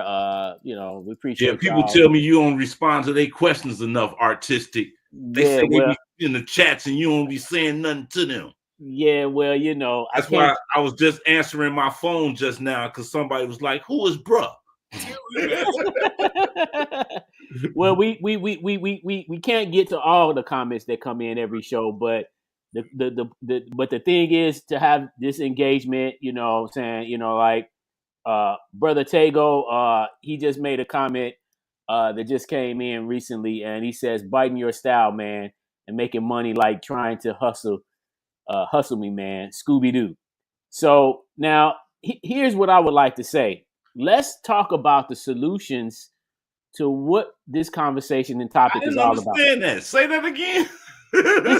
I mean, he kind of said this during the discussion. This was when we were talking about people stealing stuff in regard to, like you was talking about the Negro League. This stuff stuff has been taken away from what they founded, right? Okay, and we know that that's prevalent in hip hop. It's just that's an ongoing thing. People steal stuff from creatives all the time, right?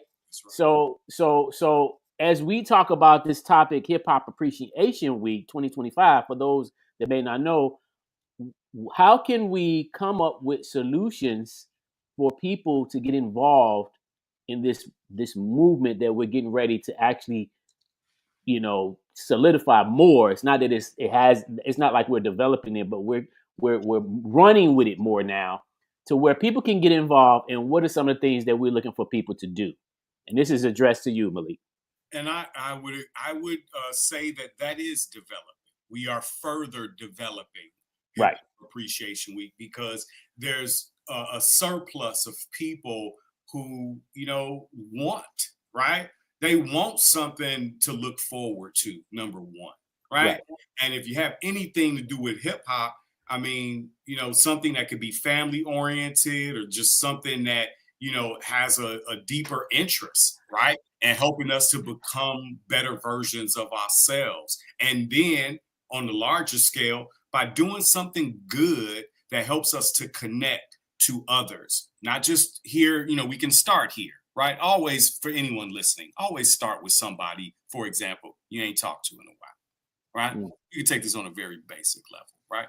If you got somebody in your life that you haven't spoken to in a while, and, you know, especially if there's been some kind of problem, especially if there's been some kind of issue, right?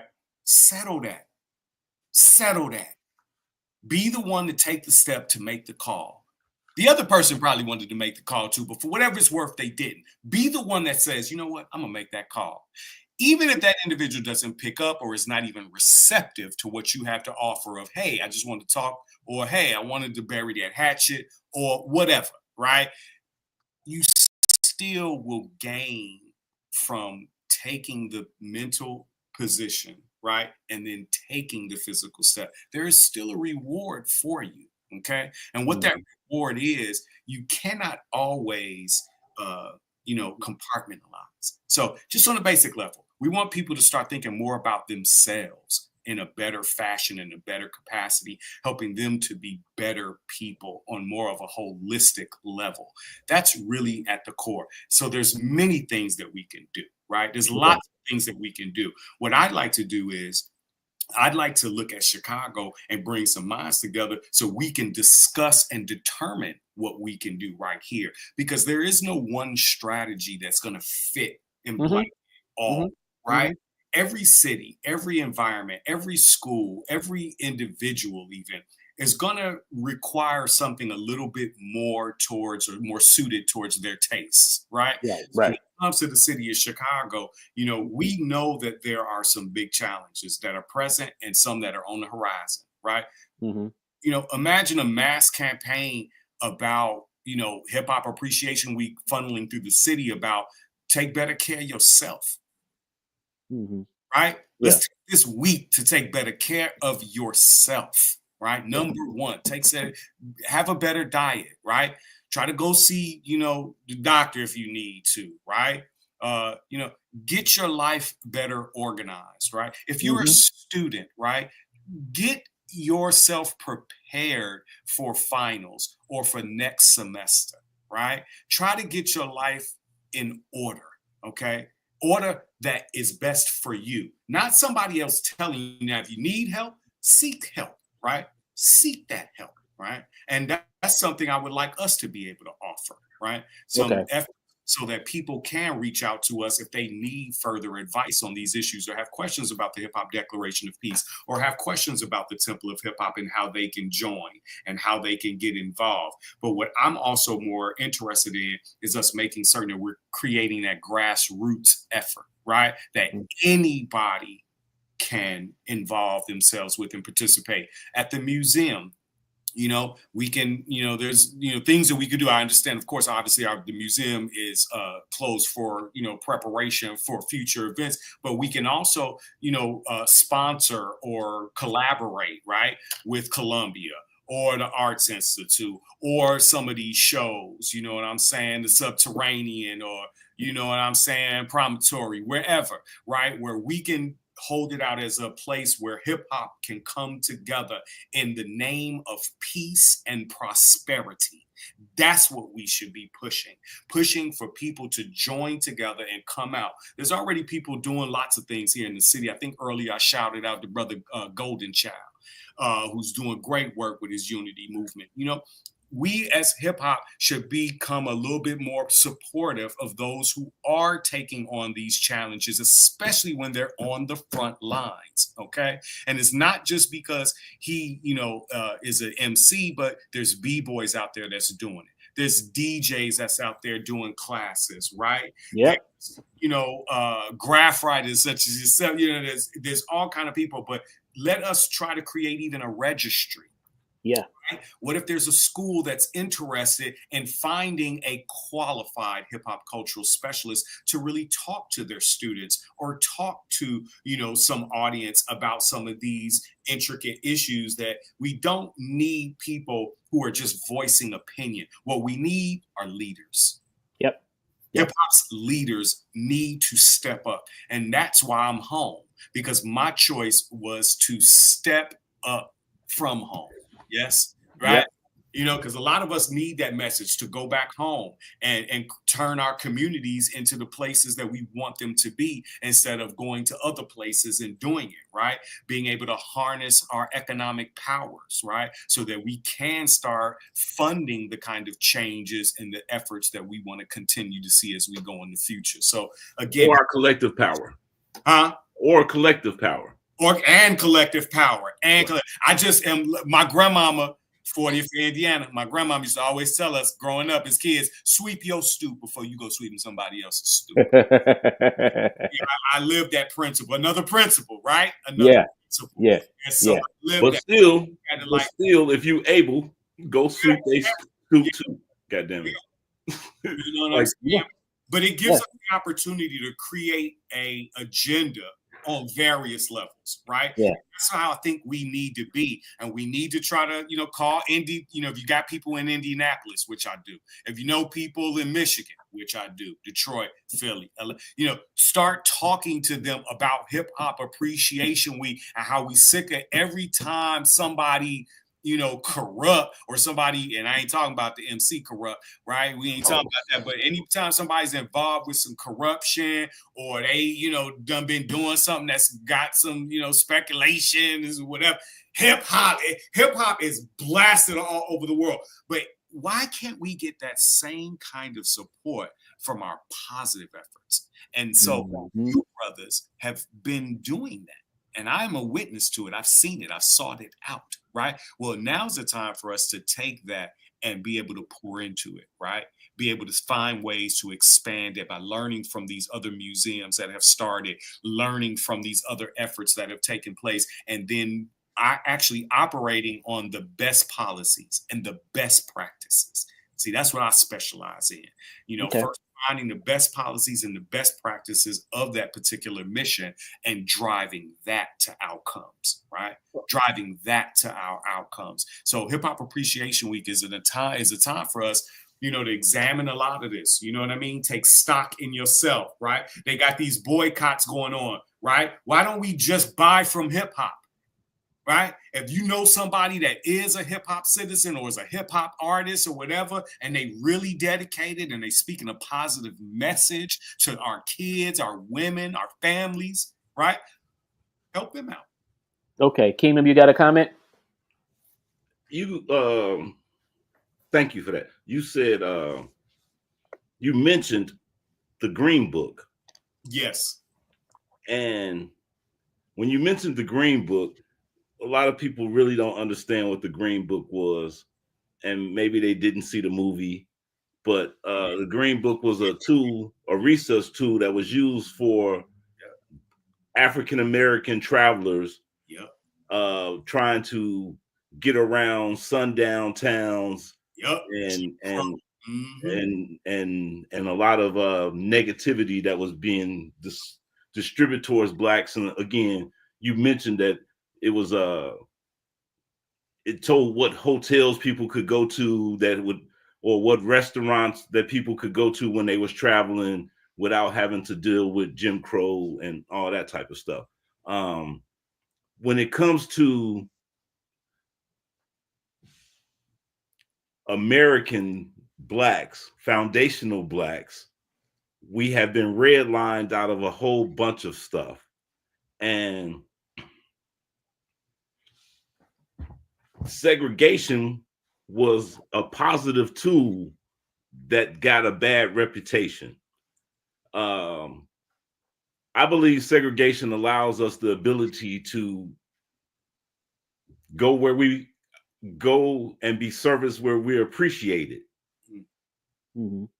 And that's one thing that I think hip hop is missing. Like the real essence of hip hop, we should be able to support one another in all of our endeavors. I have a friend, Garfield, from what's the group? Not figure speech. With Mike Treese, right? G-Field with Mike Treese. Right. Mass Hysteria. Mass Hysteria. Yes. This is a Chicago hip hop pioneering group. Okay. This guy has been busting hip hop, like been doing hip hop on a high level in Chicago's underground for decades. And he's up there with some of the greatest. He's part of the heritage of Chicago hip hop. He might not be as big as Common and all that type of shit, but everybody in Chicago hip hop that knows Common know Mass Hysteria. In my mind, this is the way I believe. Okay, but G-Field, he has a health center. I mean, like a gym down on 22nd Street. Okay, like around the corner from Records Row, and he has a gym. But how many of us got Planet Fitness memberships that we don't use? Right. Yeah. You know what I mean? Like we can go and help him. Right. I got friends that sell herbs, like Cassius D. He sells herbs and shout out Cass. That's right. Shout out Cass. You know what I mean? Like we should be going to these people. Like it should be a book that tells us that these people are providing these services. Listen, why don't we look at just starting this with the museum? Because you all are already headquarters, right? You're already a focal point where many of them, including myself, have been able to come home to, right?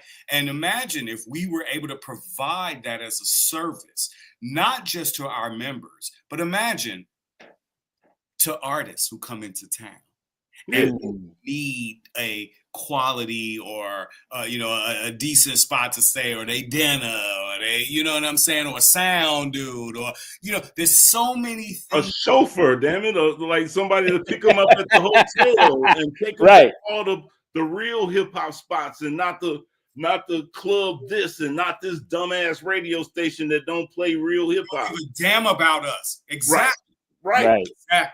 Right. And that's what I'm saying. Yes, draw the line in the sand by doing us. Yes, because like the radio station ain't supporting us, bro. They ain't never supported. And we've been hollering, turn off the radio a long time. Yep. And I really want to be able to have the radio station come up out of here too. You know what I mean? To compete against them. You know, and we have the capabilities. I'm telling you. Yes, with the network. Right here, just us, right here. We house the capabilities. And 6 degrees of separation and all that. Like, there's probably radio stations in every city that you know by some independent guy that we can start our own network of radio stations with. Yes. I got a big dream because I was always raised that Chicago is the Mecca of the United States. It's the Mecca Medina. It's the middle of the United States. So I always had this big dream that one day Chicago could have the big United Hip Hop Festival and bring everybody from all the different cities to Chicago. And we got all these big ass hotels and we got all the tourist spots. Look, there and you are making such an excellent point because this is exactly where the trends are going. You, my friend, your vision is proof that you are ahead of your time. No, again, I'm still trying to catch up. So I remember the World Exposition being here in 1893, and I'm just trying to catch up to what they was doing because I believe that they set some shit in motion back then that still got us in trouble today. I would agree. But, you know what I mean? I think that's just being that they use Chicago to say that Chicago is so important that they setting the trend for the rest of the world. Like in 1893, this is what they decided, that Chicago, where the little Negro John Baptiste DeSabo decided, I'm gonna set up a frontier right here, and I'm gonna start selling items from this thing, and I'm gonna become the first influencer in this region. I'm gonna tell you that these hats with these raccoon hats is now in style, and you better get you one. And I got them in my store for you to come get. You know what I mean? I traded with this guy over here, these Indians over here that you ain't cool with. I got it. So he becomes the first influencer. He becomes the Sears Roebuck, the Spiegels. Yeah, he laid the foundation. He laid the foundation for all of that. That's right. You know what I mean? Right. And why? But look why? Because he chose to build community. Community has political structure, economic foundation, right? It has all of these aspects so that people have opportunity and can create it. Look, indigenous. You're right. Indigenous people. Yep. See, people forget that, okay, let's say that John Baptiste DeSabo built his Walmart on this side of the river, right? On the other side of the river, the United States, the government decided that they was coming and they was going to build a Costco. and they going to tell you what you can and can't do because of eminent domain. And so they run you out the city because actually you was tied to them French people. So we're going to run you up out the city and we're going to change everything. We're going to set all this shit over here on fire and change everything. And we're going to extend the lake because State Street was the lake. That's why it was called State Street. And State Street was there and there wasn't nothing else. And they built all this other shit behind. So everything, when they say state to the lake, all that's man-made. Yep. All that's man-made. And these people don't understand that. And we don't understand why Friends of Lake Michigan is so important either. Yo, see, look. Look, check this out. Can I nominate? So these are the people that we talking about, bro. Can I nominate that to be on our agenda about what we start pioneering here in Chicago, even if it's creating a hip hop Friends of Lake Michiganism shit, right? You know what I'm trying to say? Imagine that, bro. Imagine if we was able to just take in donations that would help with the cleaning and the support of the management of Lake Michigan here in the city. Huge implications are huge, man. Because again, that's environmental, something that we need as hip hop people to be more conscientious about. our surroundings, our Like environment. I said, it's something about Chicago that I want the rest of the world to see and understand. And it's a reason that they came here, bro. And well, expansion, right? The simple answer is expansion. They wanted more.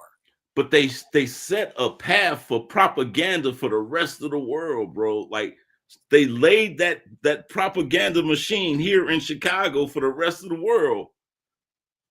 You know what I mean? I do completely. And so even to the point that, like, in my studies, I found out that they had hired actors to pretend to be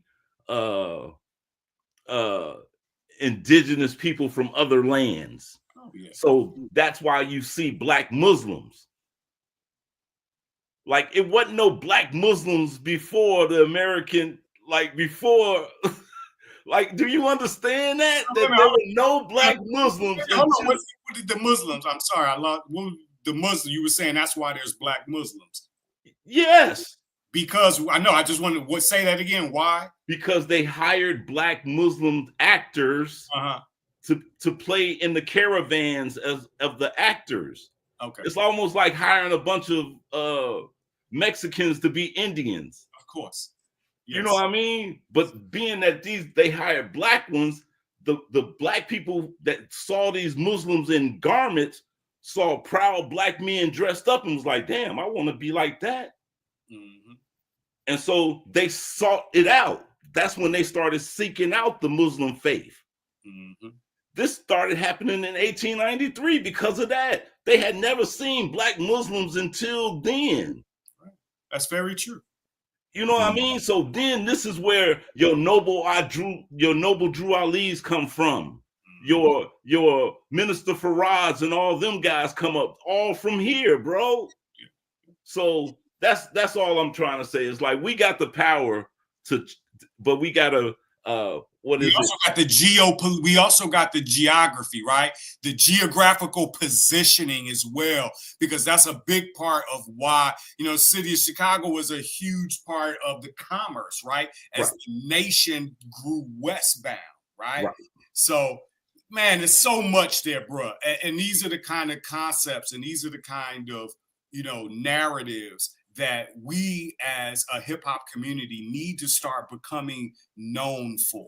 Right. Look, we could do cruises up and down Lake Michigan. I mean, the Mississippi River up to the Chicago River, all the way up to Canada, bro. We can do cruises that will just expose the whole thing. Like, we ain't even got to touch the oceans. You know what I'm saying? Because we don't want to get on them ocean boats, no ocean liners no more. My man just got on one. He got a tour over there in Europe. He just got on one on the Queen. Okay. All right. But I'm with all that, bro. And like I said, those are things that I'm kind of like, like part of the legacy that I kind of saw for myself is visionary. Is bringing the whole city, bringing the whole world to Chicago. It's been done before. And so I just feel like it could be done again. Absolutely. Like when the hip hop, when Russell Simmons and Ben Chavez and all those guys came up here for the hip hop forum or whatever that was. And like, we know what happened then, so we can do it again, bro. It's like, I just want the real hip hop to come, not the radio sponsored artist that was coming back then, because that's what they brung. They brung us the radio sponsored, the handlers from all of them and all that, and that wasn't cool. Like, I'm gonna table this, but in this is my book, right? Yeah, it's my book. And it's something me and Art was just talking about the other day, but just to build on what you were just saying. It's not here. Yeah, we got to get it to the museum too. We need to look. If it's your book, it's not in the museum. You're a Chicagoan, and in this book, you will, and this is something we will have a meeting about. I'd like us to grow and feed and fuel that vision of yours. Okay. And I am just nominating a small section of this as my, contribution, and also my own sweat equity, right? My own leadership and tutelage, and because me, I'm not somebody that sit back, right? I'm actually somebody who is, behind the scenes. That's where I'm most comfortable. I'm not really in this to, seek fame and popularity and fortune. That's not what hip hop is for me at all in any regard. My goal is for for us to preserve our culture. And as we said, to do that, we got to preserve hip hop people. And to do that, right, it's going to take us to come together and create these kind of plans and put them into action so they can come into fruition, because Chicago is a major global market. And to me, I love for us to just sit down and create a plan where we just, look at hip hop. It's generating upwards of 50 to 100 billion annually. Let's just target 1% of that. Us three. Let's just target 1%. Yeah. And I guarantee you we could do it. Why? One, we're in a major market, so we have access. And we can bring people, like we're saying, but we can't follow the same models that have been followed, where like these artists, come in, they collect a bag and they go. Right. We ain't doing that no more. Exactly. And there's sometimes, with some variation with that scenario, but for the most part, we have to change the dynamic so that we are feeding and fueling our markets so that not only they can benefit, but so that the people themselves can benefit. And that's the kind of strategies Hip Hop Appreciation Week or any of these kinds of efforts as far as preservation of hip hop is concerned need to be talking about. It's great to talk about our history. It's great to talk about our foundations. It's great to talk about, certain aspects. But if we truly value hip hop, if we truly value ourselves, if we truly value our God, right? Our own God, everyone's God they're the God of everyone's own understanding, right? That, right? If we take that serious, then this is something we should definitely be doing, right? Because the signs and the writing is on the wall, these fools is in the street. We know what the future is going to be like because we've seen all of this before. So how do we then marshal what we have so that we can combat it? That's how we need to be thinking, right?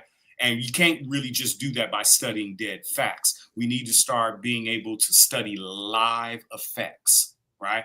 And that's a quote actually from Professor Z, our chancellor at the Temple of Hip Hop, a professor of not just African studies, but African American studies as well, and is one of the finest scholars that we have. But he's the one who, popularized that saying about, studying live effects. And the live effects are what we do when we come together to participate in efforts like this and prepare for, again, in July, right? We got July coming, not just the opening of the museum, but how can we marshal the full capacity of the city promoting hip hop in that month? How can we take advantage of every 31 days, all 31 days of July? Hip Hop Appreciation Week could be a time for us to begin to put those plans into effect, right?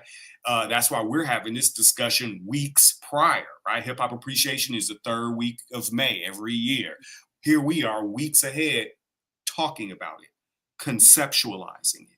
But we are going to take this discussion offline and we're going to put it into action. But obviously, this is step one. So, there's a lot we need to, really reflect on and be doing. But I'm just glad that we had the opportunity, really. Okay, let me mention this one comment that came in from our brother Orion, okay, who's a poet here in Chicago. Okay, he says, I've been talking to some of the newer heads, trying to get them to come to the museum so the knowledge can be passed on and preserved for posterity, because we're seeing a generation that isn't enthusiastic about information. Yeah, and that's one of the things that I'm like, one of my main thank you, Orion. Appreciate you watching and commenting, bro. Don't forget Poetry Month is next month. I be forgetting. he been trying to get with me, but my car been down, so I've been hustling. I've been in the car. I ain't been able to try. But okay, so that's my apology to Orion. Second, what I discussed with some of my closest people is that I don't want the museum to ever be just a tomb of old nigga shit. Right. I want us to be a living, growing, contributing piece of hip hop all the time. And so Orion keeps us active with the activities that he suggests. We do some of these live podcasts. It's a lot of stuff that we do that we try to make sure that the museum is still cultivating and outpouring newer things. And so that's one of the main things that we want to keep being encouraging about what we do. So I say all this to say that we need help. It's a lot of the stuff that you was talking about, that one of the reasons that we don't do it is because it's just us three, and two of them got jobs. I mean, two of us got jobs, and one of us is always busy. So, you know what I mean? So we need help. So if y'all willing to help, definitely in the month of May, you guys can come down and contribute.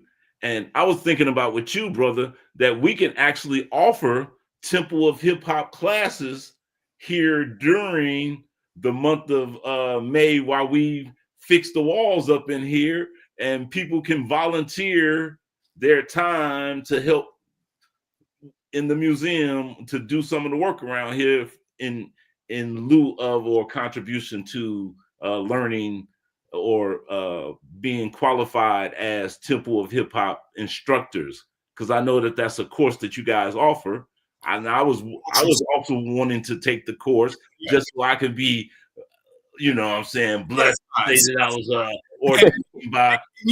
That's such an excellent point. That's an excellent point, because we can definitely move in that. And that class, to be specific, is a cultural specialist class. Right. And so, you know, one of the things that I'm fond of, being considered the first cultural specialist of the Temple of Hip Hop, is that, like we were talking about earlier, about every city having its own, you know, dynamics unique to the city. Well, that cultural specialist class needs to be attuned and fine-tuned to that, you know what I'm saying, that city, so that they can better serve their community while they're also learning about some of these other city dynamics that are going on. That's actually been something that I have been teaching through the years. I used to run a temple study, obviously, on. So, you know, a number of those things we could definitely speak offline about. I'm all the way interested in it because, again, I think that, you know, like Orion, again, his point, you know, and my wife is called. I got a call coming in. I'm about 30 minutes over, but don't trip. As we all. I know. You get calls from California, they hours behind up. But so my point I was about to make about Orion's point is, you know, I've been having some discussions offline with several people here in the city. Brother Enoch, for one, who does Hip Hop Detox. Mm-hmm. You know, a couple other cats, you know, private citizens, civies and shit, right? Civilians. You know, people often echo what Orion mentioned. And I've been telling people that in my experience has taught me I need to stop saying that same thing and echoing what they are saying. Why? Because you brothers know I speak, right? I'm speaking all the time. You know what I mean? I'm around young people, you know, across this country, and especially here in the city of Chicago recently, right? For the last couple of years, I've been able to, you know, really touch and speak. And my point is this: they never respond like that. They don't. When I'm sharing with them or we vibing and talking, they actually are stimulated and then further stimulate me, because I'm thinking, y'all ain't gonna really be up on this. This gonna go right in one ear. Look, I'm a father. I done raised 5, okay? I know what's going on. I know what's happening. But the reality is not that. Most of these young people, they are seeking information.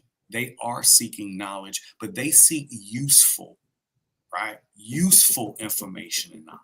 That's really what they're doing. And that's something that we, again, can help to mitigate the challenges that they experience by helping them, by pointing them into the right directions or pointing them to the right resources, hopefully connecting them to the right resources, right? Connecting those in need or at disadvantage to advantage and to resources so that they can get past their current situation and build a better one, right? These are things that we can really step up and be a part of, right? And the whole citywide, right? Whole citywide, we got to have a network that is wide and deep. Right? We have to have a network that's wide and deep and organized, right? And organized so that people can be able to get the benefits that they seek, not so I can do better, not just so you could do better or just the museum or just the temple or whatever. That's not going to help. That's not going to change the dynamic. And that's something that hip hop was sent to do, to change the course of the status quo and what has been happening. Now that hip hop has become so mainstream, it's lost that appeal, that freshness that requires its application, right? And here we are knowing this information. It's up to us. We can't even look to nobody. I don't look to KRS. I don't look to, Chuck D. I don't look to, Big Daddy Kane. I don't look to, any of the people that have supported and doing, even though some have shown, I look at like, these are jobs up to us. Yeah, they can come in and support us in what we are doing, but it's really up to us to take the lead, offer the solutions, offer the strategies, but they need to be well thought out. They need to be vetted and they need to be proofread, right? And so that we know what we're offering to the community is something that they can benefit from. And that's what I do with these classes, with the information. I teach from, the gospel of hip hop. Another book we probably should have in this museum, I agree. My texts, right? And I have others. I have connections with other artists that are more acclimated to the front line, the wise intelligence from Poor Righteous Teachers. J. Rue the Damager, even though he's living outside of the States, he's also told me, when I'm, he's been a full supporter. But again, it's about what we're doing on the ground, because we have to create a different format than artists coming in, picking up their bag and bouncing. And I don't have that answer yet. I'm not going to sit here in front like, I got all it. No, I don't. We have to actually formulate that strategy and that plan and then execute it, right? Get ourselves in position and then execute that plan. So, more work. Kingdom, what was your Kingdom? Yeah, go ahead. So my weakness is that I'm becoming an old fogey, bro. Yeah. And so I shamed, but so I have like because we're from Chicago, our younger youth, our younger generations are drilling. Yeah. And to me, drilling is the counter or the opposite of what hip hop was meant to do. Yeah. Mm-hmm. And so it's kind of hard for you to, if your first thing that you attack me with is how you feel about drill, and I gotta go right there. Sometimes my responses, as much as I try to be as politically correct and nurturing as I try to be, I still come off a little old fogyish. Do you know what I mean? What's wrong with that? When what I'm saying is, as far as the response to Orion and as far as some of the younger generations and how they intake the information that I give. So I've not had the experience where I've turned off a whole group, but I've had the experience where I can turn off one person. You know what I mean? And that's a negative to me because I want them to be able to stay open and keep the dialogue. But even if I'm stubborn with my decision, you could still say, but I'm gonna still be like, hey, look, bro, if the music telling you as soon as you walk out the door to look for an op, if the music first thing it say to you is I woke up this morning and I went looking for an op, that's definitely not what hip hop is about, bro. And that's not what my whole life, like, ain't nothing positive in that to me. Even if I went out every morning looking for a racist cracker, like, ain't nothing positive in that for me to walk out the door every day saying I'm going to look for a racist cracker. And I think you hitting the nail on the head. And I believe, bro, that, see, you know, even when you go a step, well, first of all, let me address this. These are the kind of questions that we have workshops, and I've conducted workshops, you know, about these kinds of issues because I didn't just naturally know how to relate to others and vice versa. It was actually a skill that I developed, right? And it came along with the study and the practical application of the principles that this organization teaches. Okay, starting there. Now, once you develop a level of mastery, right, this is then what gives you it gives you an insight, if you will, but you still have to develop the tool, right, to reach whoever it is that's being spoken to. And like we know already, what's the first rule of public speaking? Know your audience. It's the first rule of public speaking. Know your audience. Know who you're talking to, right? So when you lose people, this is natural. It comes along with the very position that you are putting yourself in to, right, resolve or bring light or enlightenment or just a laugh, right? Sometimes just to lighten the mood, whatever it is you're trying to deliver. We have to decide as shepherds, because see, that's who we are now. Elders. We are now, right? Role and a responsibility then.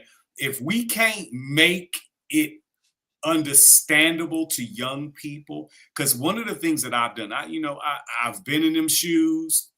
Shit, we from here. I grew up here in the 70s and the 80s. Okay. All right. Yeah, I ain't got it. I'm grateful that I fucking am still alive and in a youthful, condition. I'm a grandfather, father, husband. You know what I'm saying? I got family and blah, blah, blah. My point of saying this is just that if we don't take it upon ourselves to learn better strategies and techniques to get through to our youth and our young people, or just anybody for that matter, we're fucked. We fucked. True. So go ahead, jump in. Just for example, the other day I did a interview over the phone. I mean, over Zoom with a student.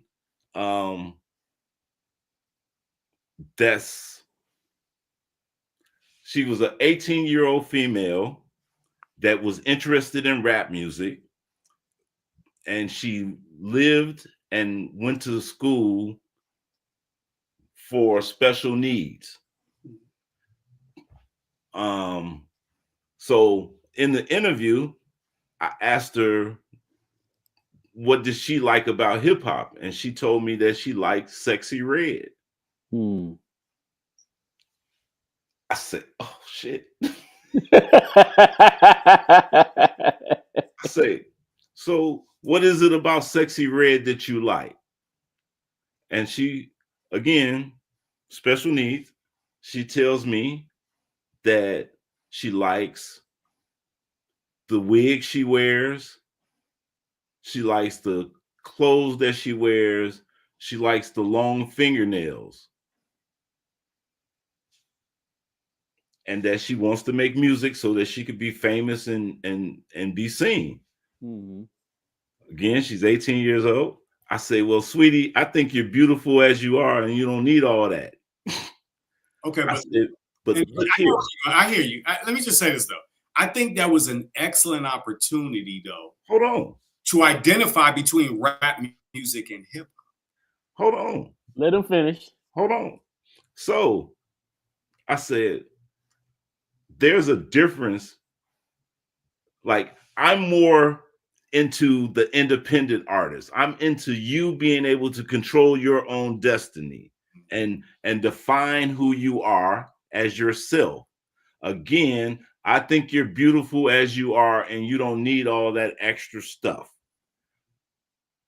Sometimes those girls on television are pretending to be something that they're not because somebody else is instructing them to do.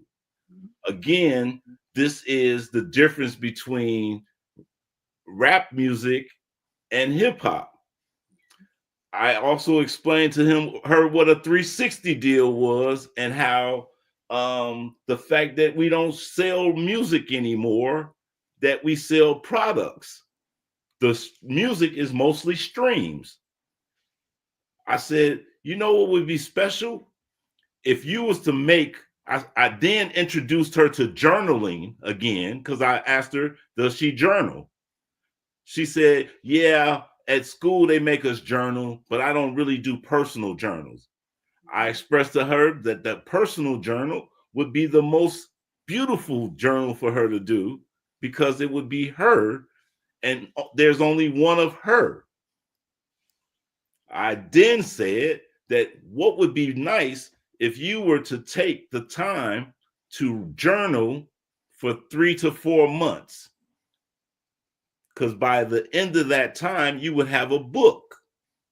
Now, in that book, you could include your music inside the book and package the book with the music. And that way you control the music. And that way you receive all the publishing, the rights to your music. And she was like, that would be wonderful. Like, that caught her attention, that she would get all the money and wouldn't have to share it with anybody else. That caught her attention. I said, you know what else you could do? You could hire somebody to take all those pictures of you dressed up in the wigs that you want to dress up in, and you decide what you want to wear, not what somebody else tells you to wear, and you put them in the book, and that way you can dress up and be pretty and fly as you want to be. Like, a lot of that is an act. I told her that those rappers, the problem with rap is a lot of the rappers assume a character that they can never take off. Like, a lot of, it was a whole, I didn't want to overload her because, again, you know, I mean, she was working with a lot. So I didn't want to overload her, but I wanted her to understand that. And so, again, I told her how important it would be, like the journal, to press up her own music, and to take the pictures that she wanted to take and control them. Because, again, I did break down the difference, because it was a long interview that we had. And so I had already explained the difference between hip hop and rap. And I just asked that because early when you started, you were saying, you asked her the initial question about what did she like about hip hop? Yeah. Right. And her response was obviously her attraction towards the rap aspect, right? Or something that's rap aspect with the females and such. But you also said that you felt old fogey. What? Because as soon as she asked me, I mean, it was just immediately, like, the first, like I said, it was like, normally I get a chance to get around and explain some other stuff. Mm-hmm. But like the first question that I asked her to get a gauge of where she was at, because like you said, know your audience. Mm-hmm. I was trying to find out what she knew. And so, yeah. And so she's straight out through Sexy Red. But what made you feel old fogey? What you said you felt old fogey? What made you feel that way? Because I don't like shit about Sexy Red. Oh. Of course not. Wait a minute. But what do you? Wait a minute. But do you think you don't like her just because you're mature, or do you think there's other reasons why you don't like her? There's other reasons. right? No, it's the pussy hole pink and booty hole brown. Like the imaging is that was my first introduction to her. It was like almost when Cliff Huxtable was talking to the little dude that Vanessa brung in, and he was like, "Hey, what if I offered you a steak and I had the lobster on the side and the potatoes and all this, and I put it on the garbage can. I put it on the garbage can lid." Right.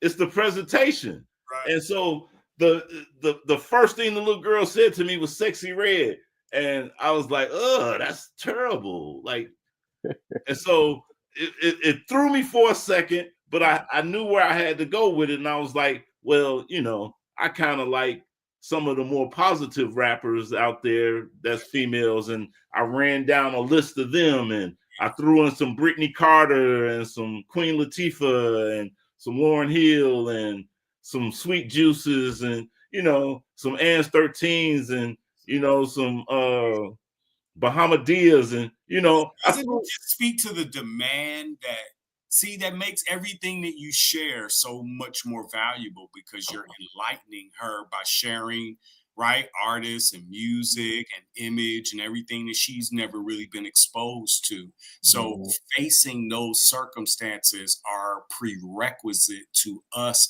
being able to best serve, you know what I'm saying, these young people like this. So I hear you. I know what you mean.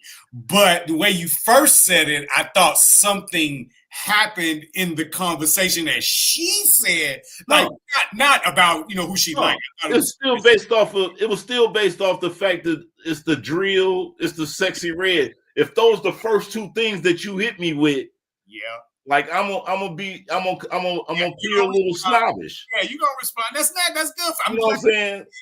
And it's like, but if I'm coast into it, I can present it a little different. But like right off the back, I was just showing you some of the challenges that I experienced. Like I'm just showing, like Orion doesn't know that I go through that. Yeah. You know what I'm saying? And then, like I said, the fact that the sister was on the spectrum. Yeah.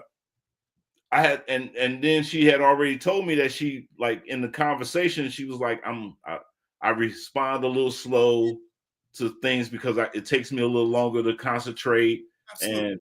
And so like none of that comes across when I'm telling the story, but it's like I'm still thinking about all this and me knowing my audience, you know what I mean? And you like, in a couple weeks, I got to do a 20 damn autistic. I got to do 12 autistic kids. Wow. Like 19 to 20 years old, autistic kids, and I'm really like, I don't know, like it's a whole lot that I know that I'm supposed to be, like, you got to prepare the milieu, make sure that they can't bump into nothing, make sure that the music ain't too loud, make sure the lights don't flicker. Like it's a whole lot of stuff that I'm kind of concerned about, but like you say, it's part of knowing your audience, but everybody don't know that. But the fact that I worked in a mental health facility and I was a mental health therapist for a while, I'm kind of like all these little being able to work with these people with special needs. Exactly. You know what I'm saying? Like that was kind of, you know, but yeah. And you know what? Can I add this though? I think that that's such a powerful message for anyone listening, that it's not like you just woke up fucking last week and was like, I'm gonna sit here and take on something like you know what I'm saying? Like, you know what I mean? You are skilled. You know what I mean? You have training, right? Yeah. Which puts you in position to actually function to this group in this capacity. That is a very powerful thing. And it's exactly what I talk about in my book, Peace in Time of War, about us being more capabilities based, right? Being a community or an organization or a group where we are more capabilities based, so that when challenges present themselves, all we got to do is resort to our repertoire, figure out the right tools, and solve or resolve the issue and the challenge, because you need to be commended, man. I too, as you know, am a public health advocate, and I mean, we go through all that, medical professional, you know my background. But I say opportunities more so than challenges. Yeah. Yes, I completely agree. I mean, yes, Absolutely. Yes. 'Cause I look at everything in balance, right? With every yin, there's a yang, with every positive and negative, et cetera. But I believe that you truly should be praised for being able to present and be able to, offer such, just quality experience. You know what I'm saying? That's what it is. How many times can you go somewhere with your kids, your family, or with a group, and just take into the experience and leave with a positive outcome? Something to think about, some food for thought. And I actually love this story. The more I think about you telling it, we're gonna talk about this later. Yeah. We're gonna talk about this later because I got some I got some questions. And then also I think maybe I could offer a couple of things that I've used maybe could help you as well. Or maybe me personally, but we'll check on it. We'll build on it. All right, so let's do this. And I keep talking and you keep talking. Yeah. And look. Who brought us together? Yeah. So look, guys, we're gonna go ahead and conclude. But in conclusion, what is our next move? Like, in other words, like today is March 21st. So what can we put out there for us to come back following up behind what we just talked tonight? What would you like? I mean, should we, create a date for people to meet us at the museum that's interested, or should we come back and do another show like this?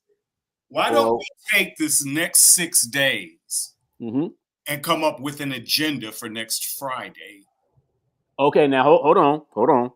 I got another guest for next Friday, so we can't do next Friday, but we can do another show. We just have to come up with a date. And read this. The agenda, well, that could be running, not necessarily for the podcast, but for more along of what you was just touching on about if in fact we do something where we're, at the museum or somewhere else, et cetera, et cetera. But yes, I think that it is time for us to convene some type of a small group. Maybe we need to just call the usual suspects and even do a Zoom or one of these where we plan out what can we physically do for Hip Hop Appreciation Week that has a low threshold for participation, right? And is universal throughout hip hop's culture, right? Where we can just, try to get on these radio shows. We actually spoke about this as well, right? Yeah. Went to a couple of radio shows and talking about Hip Hop Appreciation Week and being able to reach more people who do listen to those mediums, even though we don't necessarily, we are advocates and representatives of hip hop's culture. So it's incumbent of us to be the ones out here, especially responding in a time, man, with all these attacks. I think it's gotten to the point where, remember when we came up, hip hop was expected to respond. Yeah. Look at all this shit going on. Crickets. Right. Well, not everybody. I ain't gonna diss. Yeah. All right. So with that being said, we're going to put it out there. As you all may know, and those that don't, we will be closing the museum at the end of April, to shut down for 2 months, and we'll reopen back up July 1st with a brand new exhibit. So we'll be putting it out there, when we figure this out, create this agenda and what have you. We'll be putting it out there for those that's interested, so that we can kind of get some people on board to join us in this mission. Because at the end of the day, just know this, everyone, we have yet work to do. So thank you, my brother, Sir Malik One. Thank you, Kingdom brother. Rock. Of course. Before we can hang up, but I want to say one thing to both of y'all before y'all cut off completely. So when you cut off, I just want to say something to y'all after you can hang up with the peoples. I just want to say something to y'all before. Okay. All right. Right. So cool. So thank you, my brother, for coming on. It's been great. We hope everyone that's still watching, we hope you enjoyed this dialogue. We got more. We got more. Y'all already know what it is. From the beginning. Yeah. Iceberg, right? Yes, indeed. So y'all keep showing the love and support. We love everyone. We'll be back again next Friday with another episode. So keep it locked and loaded for the guests we'll have next week. But until then, tomorrow we're at the museum, 12 to 5, 4505 South Indiana. And then we're back again on Wednesday, 12 to 5, same address. Y'all already know what it is. So other than that, y'all, be peaceful. My name is Artistic. We out.